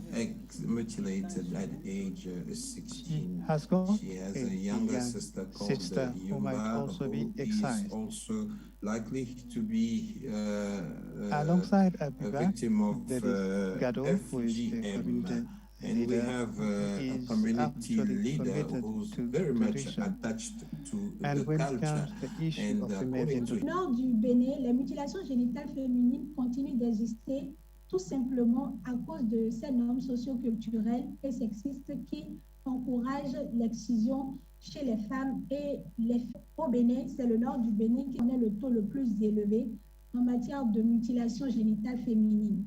Les statistiques datant de 2011 ont prouvé qu'au Bénin, c'est le Borgou qui vient en tête avec 46,4%, en matière de taux de MGF.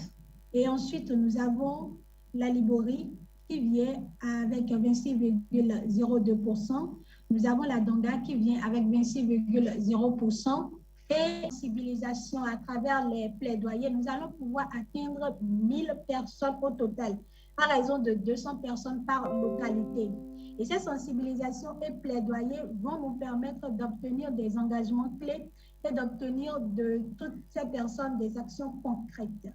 Alors, en ce qui concerne toujours l'impact, nous allons pouvoir installer des acteurs de veille dans ces communautés-ci. Au total, nous voulons installer 200 acteurs de veille à raison de 20 acteurs de veille par localité. Ces acteurs de veille auront pour tâche de sensibiliser, de plaider, de sauver et de dénoncer. Et ils auront également pour tâche d'assurer la pérennisation de nos actions dans ces communautés-ci pour qu'on dise qu'il n'y a plus de mutilation génitale féminine dans ces communautés. Pour pouvoir réussir ce projet-ci, nous avons besoin de quelques ressources, notamment de ressources financières, de ressources humaines, d'un sociologue, de consultants en réalité virtuelle. Nous avons également besoin de réalisateurs. Nous avons aussi besoin de ressources matérielles, à savoir des caméras en 360 degrés, un casque de réalité virtuelle. Nous avons besoin d'ordinateurs. Alors, pour rappel, je suis Priska Zodé-Rougan et je représente l'association d'Arika dans le cadre de ce projet Zéro tolérance aux mutilations génitales féminines dans le nord du Bénin. Nous sommes ouverts pour toutes vos suggestions, vos infos qui pourraient nous aider à mieux réussir notre projet. Merci.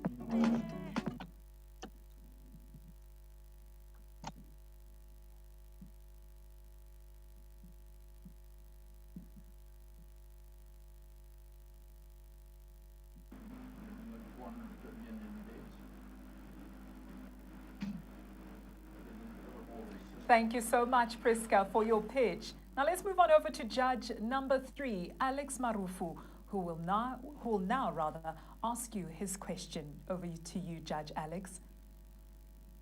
Thank you very much. And Priska, my question is, virtual reality is very innovative. It's a very interesting way of solving the problem of communicating fairly complex information to people.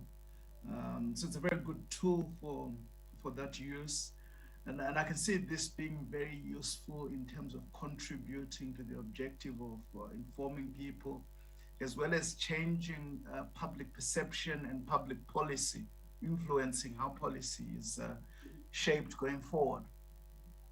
But one can't get away from the fact that there's a significant investment that's required in getting something like this to work. Not just in terms of the requirements that are there in terms of the devices, the cameras that you need to purchase, but in terms of getting to the people that you want to educate. The bandwidth is not available. The cost of data is quite high.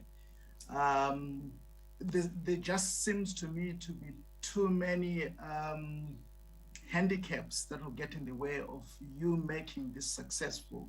How do you intend to get around that?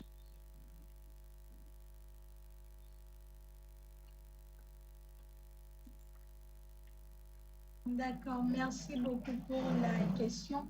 Alors déjà, je voudrais dire qu'en matière de financement, si nous arrivons à obtenir ce financement, ça pourra nous permettre de réussir ce projet. Parce que on n'a pas choisi de faire ce projet en ne tenant pas compte de tout ce que cela implique. Déjà, il y a eu une première expérience au Bénin où nous avons eu à travailler avec une autre organisation et nous avons pu créer des scénarios de réalité virtuelle sur la question de santé sexuelle et reproductive. Et nous avons vu ce que ça a coûté comme coût, les besoins en caméra, les casques de réalité virtuelle, tout ça là, c'est très abordable. Donc, si nous arrivons juste à avoir les bonnes personnes qui vont pouvoir nous aider à avoir les matériels, le coût ne pourrait pas causer de soucis en fonction du financement que nous avons.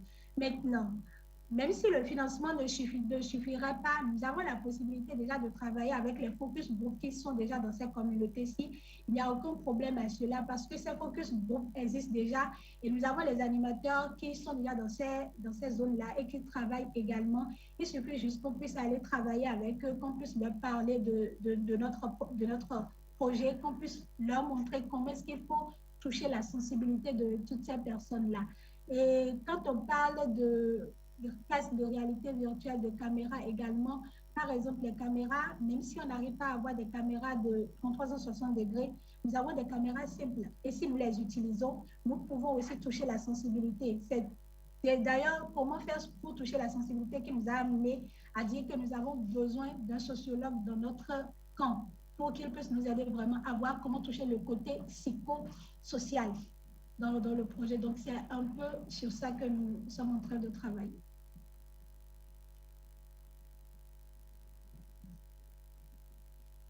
Priska, thank you for thinking big, and I wish you all the best.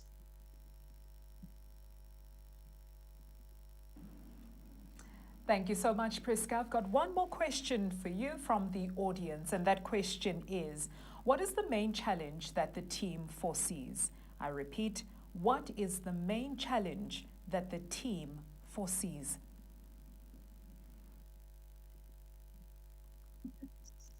D'accord. La question, c'est quel est le défi le plus important que nous envisageons? Alors, dans le cadre de ce projet, notre défi, ce sont les normes socioculturelles.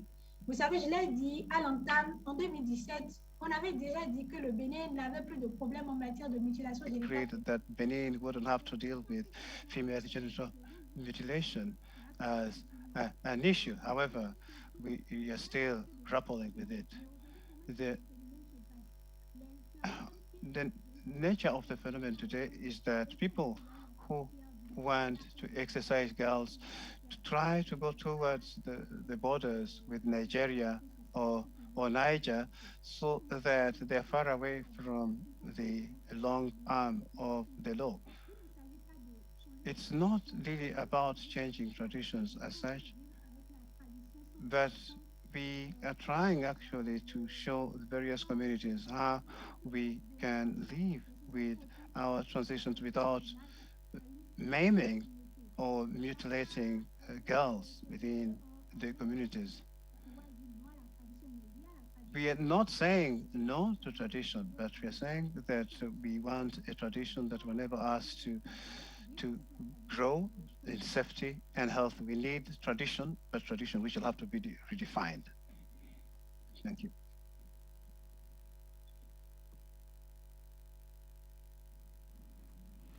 Thank you so much. Now we're going to give each and every team an opportunity to pitch to our panel of judges. And we were having technical difficulties with team number 6. That's Joseph Mullaby. And we're going to give him an opportunity to pitch again. Joseph, can you hear me? Yes, please. I can hear you. Hello. Joseph, can you hear me? And if you can, please speak to the mic. Yes, I can hear you. Fantastic. I can hear you loud and clear. You were in the middle of your presentation. That's when we started having technical difficulties. Can you quickly give us a recap and then continue where you left off? Thank you very much. I will start. My name is Joseph Mullaby. Again, I'm a software engineer, and my teammates are John, a social entrepreneur, and Akelairine, an IT specialist. When I was at campus, we actually lost a 13-year-old young girl to FGM because she bled to death just because the hospital was very far and so they couldn't make it. You realize, or you can agree with me, that poor development infrastructure in Africa is a very common problem, where access to internet is a problem, and this brings also about a wide digital gap as far as access to digital devices is concerned. And also FGM has led to a very high illiteracy rate among victims, which also impends the flow of information on FGM practices, but also it makes reporting very hard, as well as access to essential services very difficult in the areas where the practice takes place. We realize that UNFPA already states that the prevalence of FGM in Uganda among the Sabines and Pokots is very high, actually, at 97% rate. But this is not a Ugandan problem alone. Across the world, over 200 million young girls and women have undergone this practice. And if we do nothing about it, then over 68 million young girls and women are still going to go through this practice, which is barbaric, but also it damages their short and long-term life. As a team of software engineers and IT specialists, we come with an innovative tool which seeks to be able to save time in order to save lives. Our tool is very simple. We identify, recruit, train, and deploy community members who we can trust and are active in their communities as village volunteer agents. And we can use them as our referral points, but also to enable victims and community members to be able to report FGM cases. We also use these village volunteers for community mobilization, sensitization against FGM practices and its dangers, as well as helping victims to get access to available service providers. All how our project works, or our platform uses, it can use both a smartphone or just a desk phone, or even if someone doesn't have even any of the two, they are able, using either a smartphone or a desk phone, they are able to trigger an instant toll-free call to a nearest village volunteer agent within their proximity, but also at the same time send a free SMS to distant village volunteer agents and FGM bodies plus NGOs, to the law enforcement like the police, but also to remote service providers. These village volunteer agents are able to gather detailed information about the cases of FGM and assess the victim's situation and instantly pair the victim with an available service provider. They are also able to follow up the victim for moral support and with law enforcement to ensure perpetrators are held accountable. Our target users, therefore, are FGM victims and survivors who are direct beneficiaries, but we're also looking at empowering the community members, the law enforcement like police, and FGM bodies plus their partners and NGOs. The benefits of our platform are easy yet innovative. Our platform makes reporting of FGM cases very easy. It also makes mobilizing the communities and sensitizing them against the dangers of FGM very easy, but also the system helps the police to be able to track cases of FGM in real time through GPS system. We believe that by providing also credible data that village volunteers gather, we make data collection and analysis very easy for accountability and better decision making as far as NGOs are concerned. Then why are we unique? Our uniqueness is very simple and innovative. We are the only platform or solution that seeks to save time in order to save lives. Our platform is very free to use, available on all mobile operators and can be accessed 24/7 and works on any cell phone with or without internet coverage. Still, the user is able to access our services, report FGM cases, and also it is multilingual. Why? Because communities that we target, these are girls that have dropped out of school, they have not gone to school, they're just forced, so we make it multilingual for them to be able to understand. And also they can report anonymously. Our revenue model, therefore, is very simple. We shall make money for sustainability through advertising, consultations, partnering with other service providers, and also through fundraising campaigns. Our roadmap, therefore, is to be able to design the platform, prototype it at least with 100 users, and launch in the user markets. Between 1 to 3 years, we should be able to at least launch anti-FGM advocacy campaigns around Uganda as we look forward to scaling to Kenya, Egypt, and Tanzania, and collectively impacting over 50,000 users. And as we continue implementing the platform, we should be able to scale to West and Central Africa, lead at least 25 advocacy campaigns against FGM. Therefore, what we need right now is between 15 to 50. Thank you so much, Joseph. Your time has come to an end. Okay, we're going to now hand over to the judge, Judge 1, Noel, who's got a question to ask you. Judge Noel. Thank you so much, Joseph.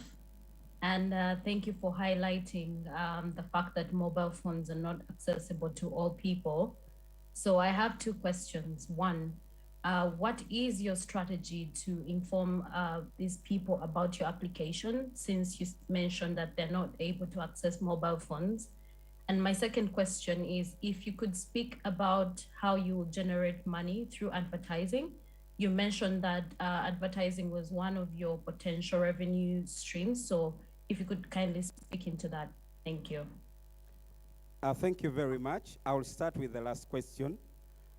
There are very many NGOs that do campaigns as far as making the public aware or running a campaign about a particular challenge or problem that affects young people, for example, the women and the young girls. Let's take an example of sexual reproductive health campaigns. Using our platform, we can be able to run a sexual and reproductive campaign on our platform by partnering, for example, with UNFPA. And for this to happen, they will pay us a certain fee to be able to run their campaign on the platform. With that, we shall be getting revenue.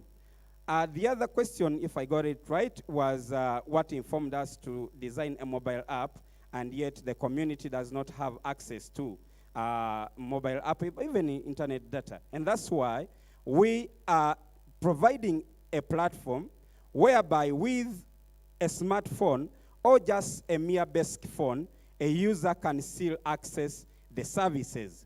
The smartphone only uses a mobile app trigger, but we use USSD code for those who have only basic phones. But even if someone does not have either a basic phone or a smartphone, they are able to easily reach the village volunteer agents, because these are members who are already within their communities, trained and deployed to offer services to these victims. Thank you.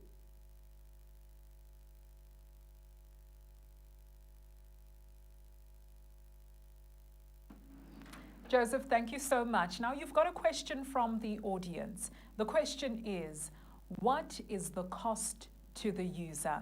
I'm going to repeat that question again. What is the cost to the user?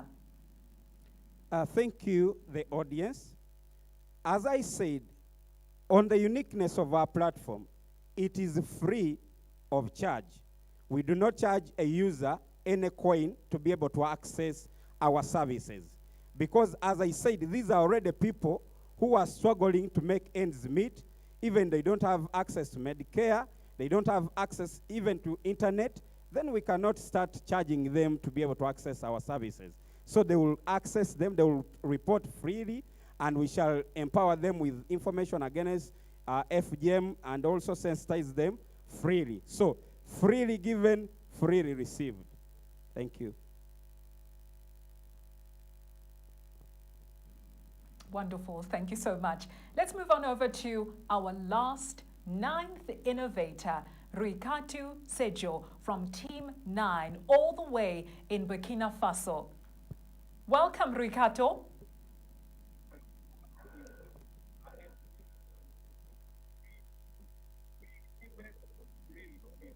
Je vous entends. Bonjour. Bonjour. And your Hello. question is, what did you want to find? Rather, let me repeat that question again. Why did you want to find an innovative solution to ending FGM? I'm going to repeat that question again. Why did you want to find an innovative solution to end FGM?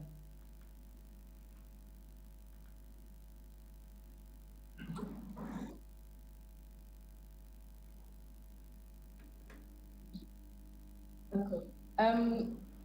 Ce qui nous a poussé à proposer une solution numérique, c'est d'abord parce que c'est... Well, this is based on a personal experience. Quite often, I wanted to look for information. In fact, many people wanted to know how I experienced my own excision. So as I spoke around me, as I was witnessing about my own experience, and I discovered that not many people had courage to come out like I did, notwithstanding that people were looking for information. Many people were asking me where we could find information about how taking care of cases of people who have undergone excision of female genital mutilation. We can, of course, come up with a project of mothers or girls that have been exercised. And the kind of information we get is so powerful, much more powerful testimonies, even more than those relating to childbirth. So this is a solution that could be extended to the entire country and beyond that to the entire world, indeed.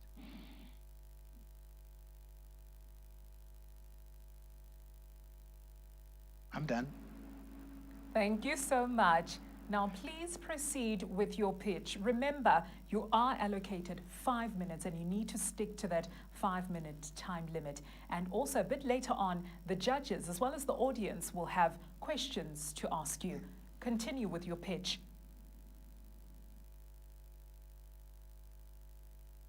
Nous sommes donc l'équipe de la team Afriyan Burkina et nous sommes composés de 4 équipes. We have got 4 people in our team, and this was based on a personal story. This is based on a personal experience, my own experience, the story of a woman who was a victim of FGM at 10 years old, and who had to figure out how to live with this experience, a painful experience. And we had no idea who to turn to, where to get information, and who to talk to, because it was complete silence. The issue was a taboo within the community, and it was never discussed openly.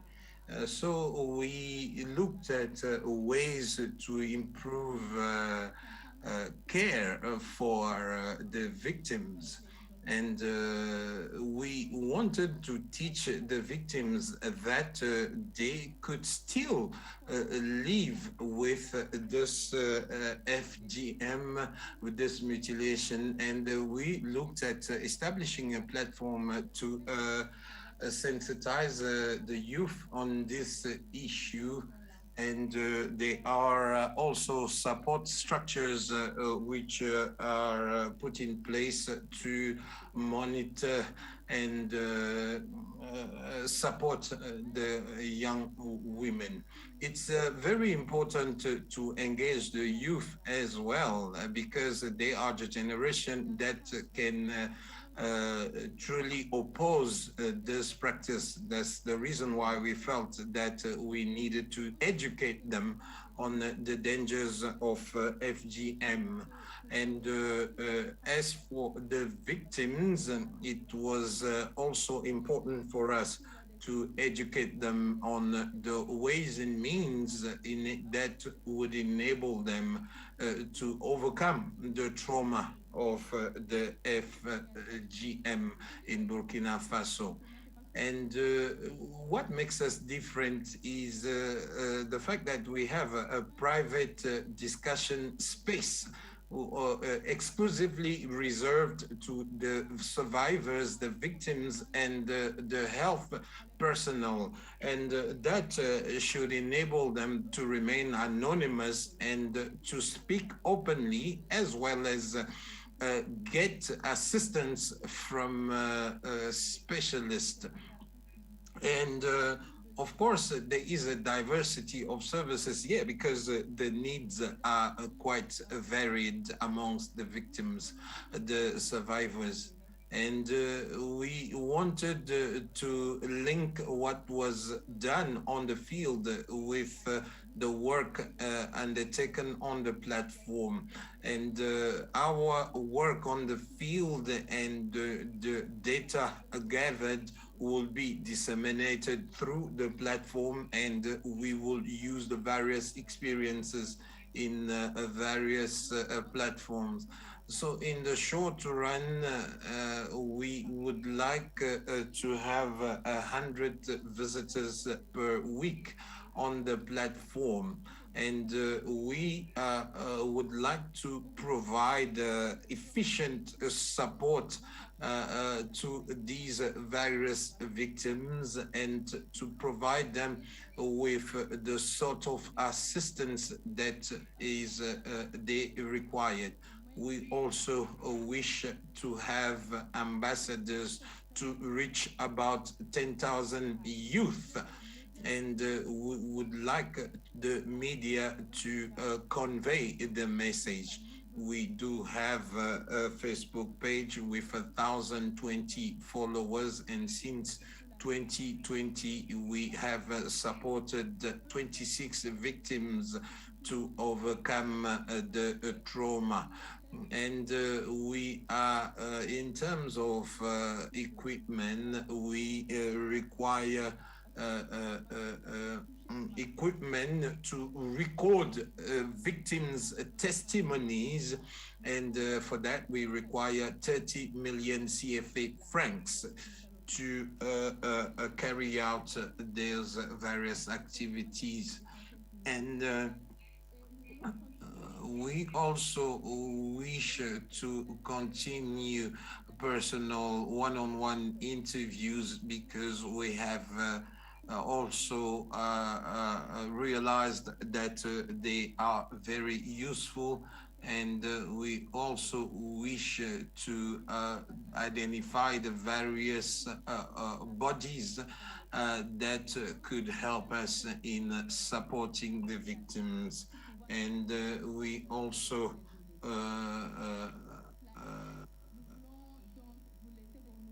we would like now to provide you with contact details for further information.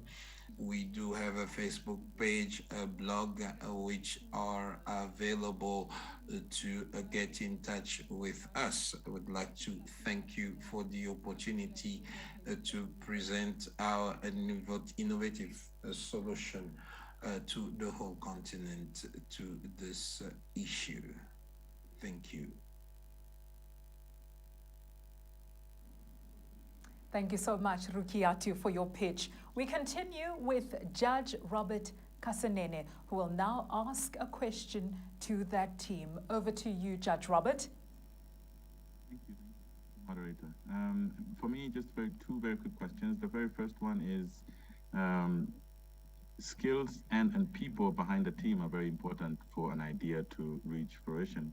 And so I'd like for the team to just speak to us very quickly about what sort of skills do they need to make this idea work, and they can speak to that based on the team that they have around them. And the second question is, if you were to have three things happen in order to show the success of your pitch, the success of your idea, what would those three indicators of success be? If you were to have three things that would indicate your success, what would those three things be? Thank you. Over.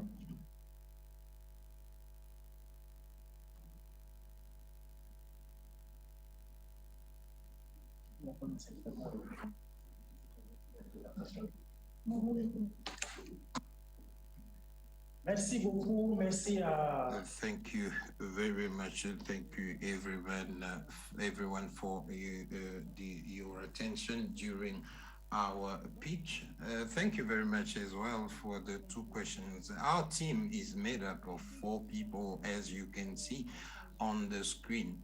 And we have shared responsibilities to implement this initiative. And I am a medical doctor personally, and we have a communicator and a journalist, and Madame Bambara is a communicator on behavioral change, and Marthe is an economist, and you can see clearly that our team has certain skills which could contribute positively to the implementation of our initiatives.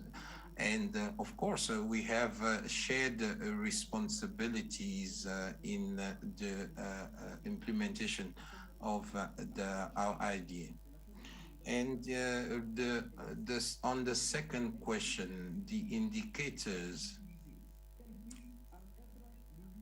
the platform itself is one of the indicators. We want for this platform to be used by the youth. It must be the reference for all victims, for all persons seeking information on FGM.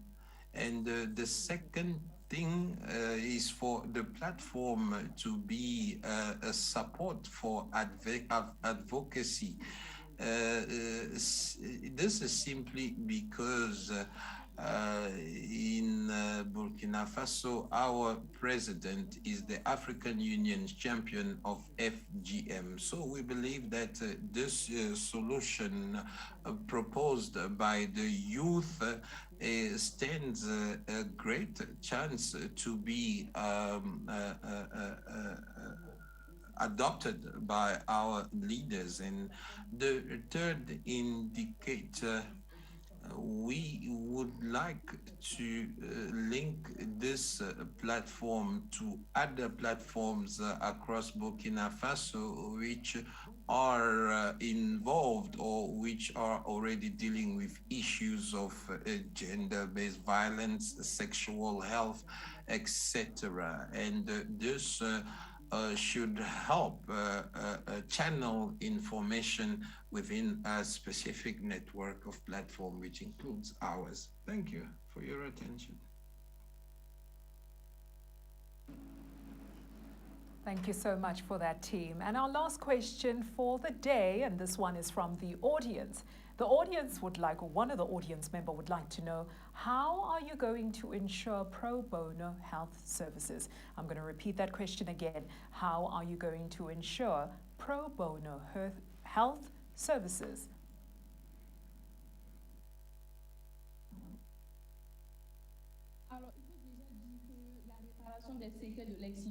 Well, you must know that I think it must be mentioned that recovery services in Burkina Faso for victims of FGM are free. It's a matter of showing up at the health center and explaining one's situation, and forms would be completed to actually initiate the process. So this entire process is free of charge. We will simply monitor the various cases to ensure that the victims indeed benefit from these services. None of the victims that we have taken to the health centers has reported that they were asked to pay for any of the services. The only concern was the cost of transportation to travel to Burkina Faso. However, the solution that we are offering should contribute to reducing that cost by limiting the requirements to travel. Thank you.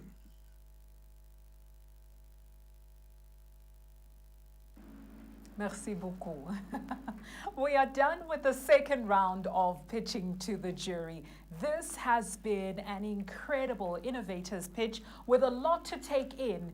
Thank you all, and well done to all our 9 innovators, and good luck with the judging process, which will now proceed.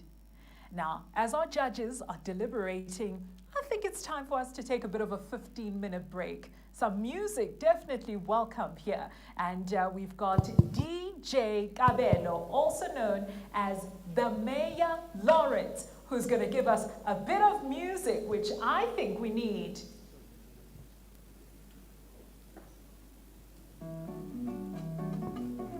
It's a good evening, our dear participants, our members from the media, the bloggers, influencers, and my colleagues from UNFPA. I would like to recognize the presence of our Deputy Country Representative joining us.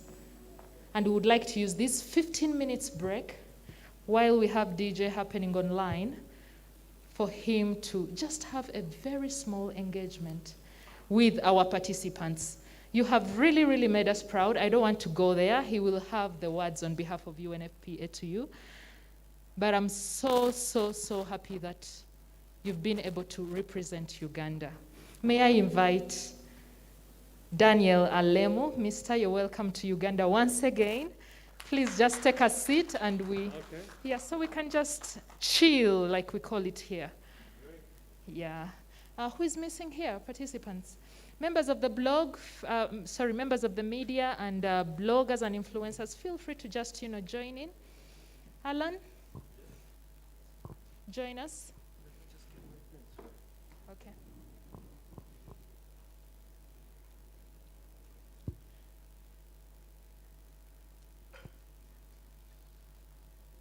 We need an extra. Okay, we'll get one more. Just a minute.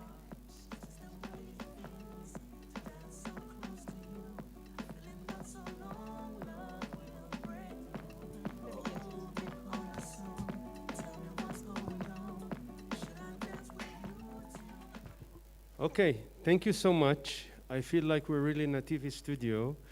So let me take the risk and compete with our dear DJ here, just for your time, for a few minutes. Well, first of all, I think it's really a real pleasure to be with all of you here today. I'm very sorry I missed most of the event, but I was quite pleased and excited to hear at least one of the two teams presenting. And Joseph, it takes, I know it wasn't easy with all these technological problems to continue with that same passion and excitement, so thanks a lot. So just a couple of things I wanted to share. Firstly, let me share a personal anecdote. I was born in the diaspora, but my father is from Ethiopia. And in 2004, I visited Ethiopia for the first time. So that's what, like 17 years ago, isn't it? 17, more or less. So when I went to the countryside to visit my extended family, I noticed that these 11, 12-year-old girls have different hairstyle. And I asked, what is this about? Why is it that they seem to have these different hairstyles? Well, they told me that particular hairstyle actually means that they are to be married very soon. And of course, that was a shock for me. I have heard before about these type of practices that exist, including FGM. So obviously, it hit very close because it's clearly impacting also my extended family, the community, the whole country. As you may know, currently, if I'm not mistaken, the FGM prevalence rate in Ethiopia is around 61% among women and girls and adolescent girls. Here, I think it's slightly below 1. But as Joseph was mentioning, in some communities, obviously, it's very high. It's above 90%. Somalia, for example, it's 90%, the FGM prevalence rate. So it's really a scourge, honestly. It's really a scourge that even now, in the 21st century, we have girls being subjected to FGM every year. You said 200 million globally. I think out of those, if I understood correctly, 1/4 almost comes from this part of the world, from the Horn of Africa and East Africa. This is really unacceptable, friends. It's really, really unacceptable. A lot of things have been tried, but what we are missing is what we have here and now. Yeah, it's really the energy, the creativity of young people, you know, bringing your heads together, trying to come up with solutions. I think that's exactly now what we need at this juncture, because again, a lot of traditional solutions were given, but we need really that particular demographic that is affected most by this practice to be able to stand up and say no more, and to be able to come up with solutions that are most relevant, that can really deal with the most pressing challenges and bottlenecks. So I salute all of you. I really congratulate you. Really, believe me, this is not about winning. Maybe for some of you it is. It is not. It's really about you all having the courage to come together and say, we're going to try and find a solution to this scourge, to this crisis, because that's what it is. So I really thank you, and I appreciate all the work that has gone into this, all the thinking. Please keep it up. I can commit to you that as UNFPA Uganda, we will continue supporting you as much as we can. And really, I would like to see more of these hackathons, more of these ideas, more of these events being organized, where we bring young people together from throughout the country, especially from those areas that are most affected in Uganda, for them really to come and tell us, this is what we have witnessed, and these are the kind of solutions that we would like to see. If you allow me, Joseph, again, I'm sorry, I can't speak to the previous example, I wasn't here. But if you allow me, Joseph, I just wanted to say a word or two about really the excellent pitch you made. I think, you know, when I was working in Rwanda, we had also a grant to exactly do this, to organize a hackathon around, generally, it was around ideas on access to sexual and reproductive health, not necessarily focusing on FGM. And one of the issues that we always struggled with is really the sustainability. We really need to hear more and more business cases. How do you sustain those ideas, right? Now, you mentioned earlier that, yes, you know, we can maybe generate some costs through having maybe UNFPA or other NGO advertise on you know, their work or their campaigns, etc. I would say we need to break loose of the development sector. We need to look at, okay, how do we now appeal to the private sector, right? How can we bring them on board? Just for the sake of example, let's assume that insurance schemes are widespread here in Uganda, which to my understanding is not the case. Now, but if it was the case, insurance companies have a very strong incentive to invest in prevention of FGM. Because, you know, obviously, again, if there was, I know there isn't, but if there was an insurance scheme that covers treatment of FGM and FGM complications, these insurance companies will have to foot the bill. So in that scenario, how can we appeal to those insurance companies? We tell them there is a business case there.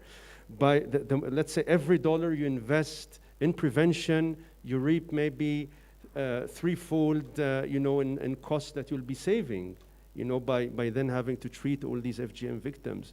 So that's what we want to hear more, is these business cases, not really to think, okay, there's UNFPA, there's these NGOs, etc., that will be there to support.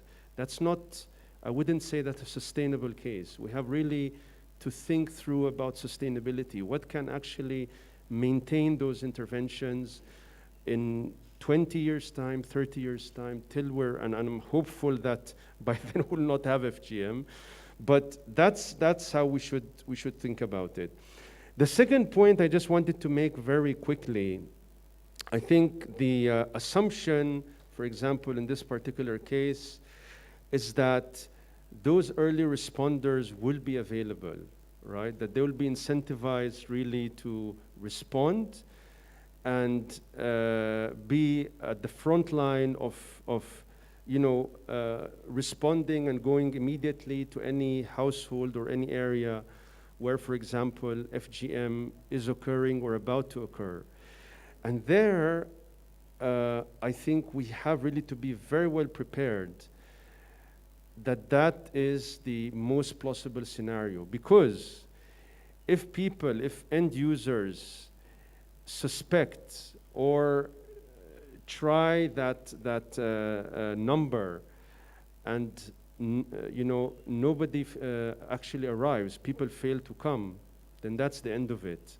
Then it will gain a reputation, oh, forget this app or forget this number, it doesn't work. So it means that a lot of groundwork actually has to go in to make sure that those early responders, whether it is NGOs, whether it is health service providers, are available and are willing really to respond immediately. If I understood correctly your example. But otherwise, I really find it a very excellent example. I think it's really a way to mobilize the entire community also to fight FGM.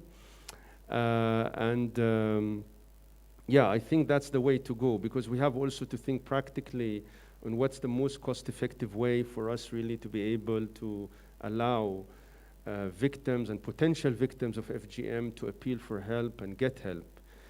So that's what I can say on listening to your pitch, Joseph, but I think it's really an excellent idea, an excellent pitch. And I regret I couldn't really listen in to the first pitch. Sorry, I think with this light, it's a bit too hot. But I'll be looking forward to hearing more about your ideas and your suggestions. I truly hope I think, is it only one winner that will be declared too? So let's hope both teams from Uganda win today, yeah? And if not, please just remember that the ideas you've presented are really brilliant, and I'll really look forward to engaging more and hearing more from all of you. So that's a task really to Alan and the team, really to think through how we can organize similar events also in the future to engage young people from across Uganda. Because the other thing I will share with you that I saw from other countries, that usually those teams that are able to present and make those pitches usually predominantly come from urban settings, and they predominantly come from the capital. And that's not what we want to see. We want really to make sure that there's diversity, that we're able to encourage really young people from throughout the country to come forward and really share with us their ideas and their innovations. And this is a very young country, so I'm sure there are plenty of ideas and plenty of suggestions. So again, thank you so much for this opportunity, and best of luck. I'll try to follow up on social media to see who are the winners. I have full confidence we'll have at least one winner from Team Uganda. And best case scenarios, both winners are from Uganda. So, okay, thank you so much, friends. I don't know if anybody wants to ask a question or. Yeah, maybe she can say something since you missed her. Oh Lord, thank you so much. I'm so delighted to be a part of this innovation, and you missed our presentation, but we are basically trying to find ways on how young girls can have a platform to air their views wherever they are.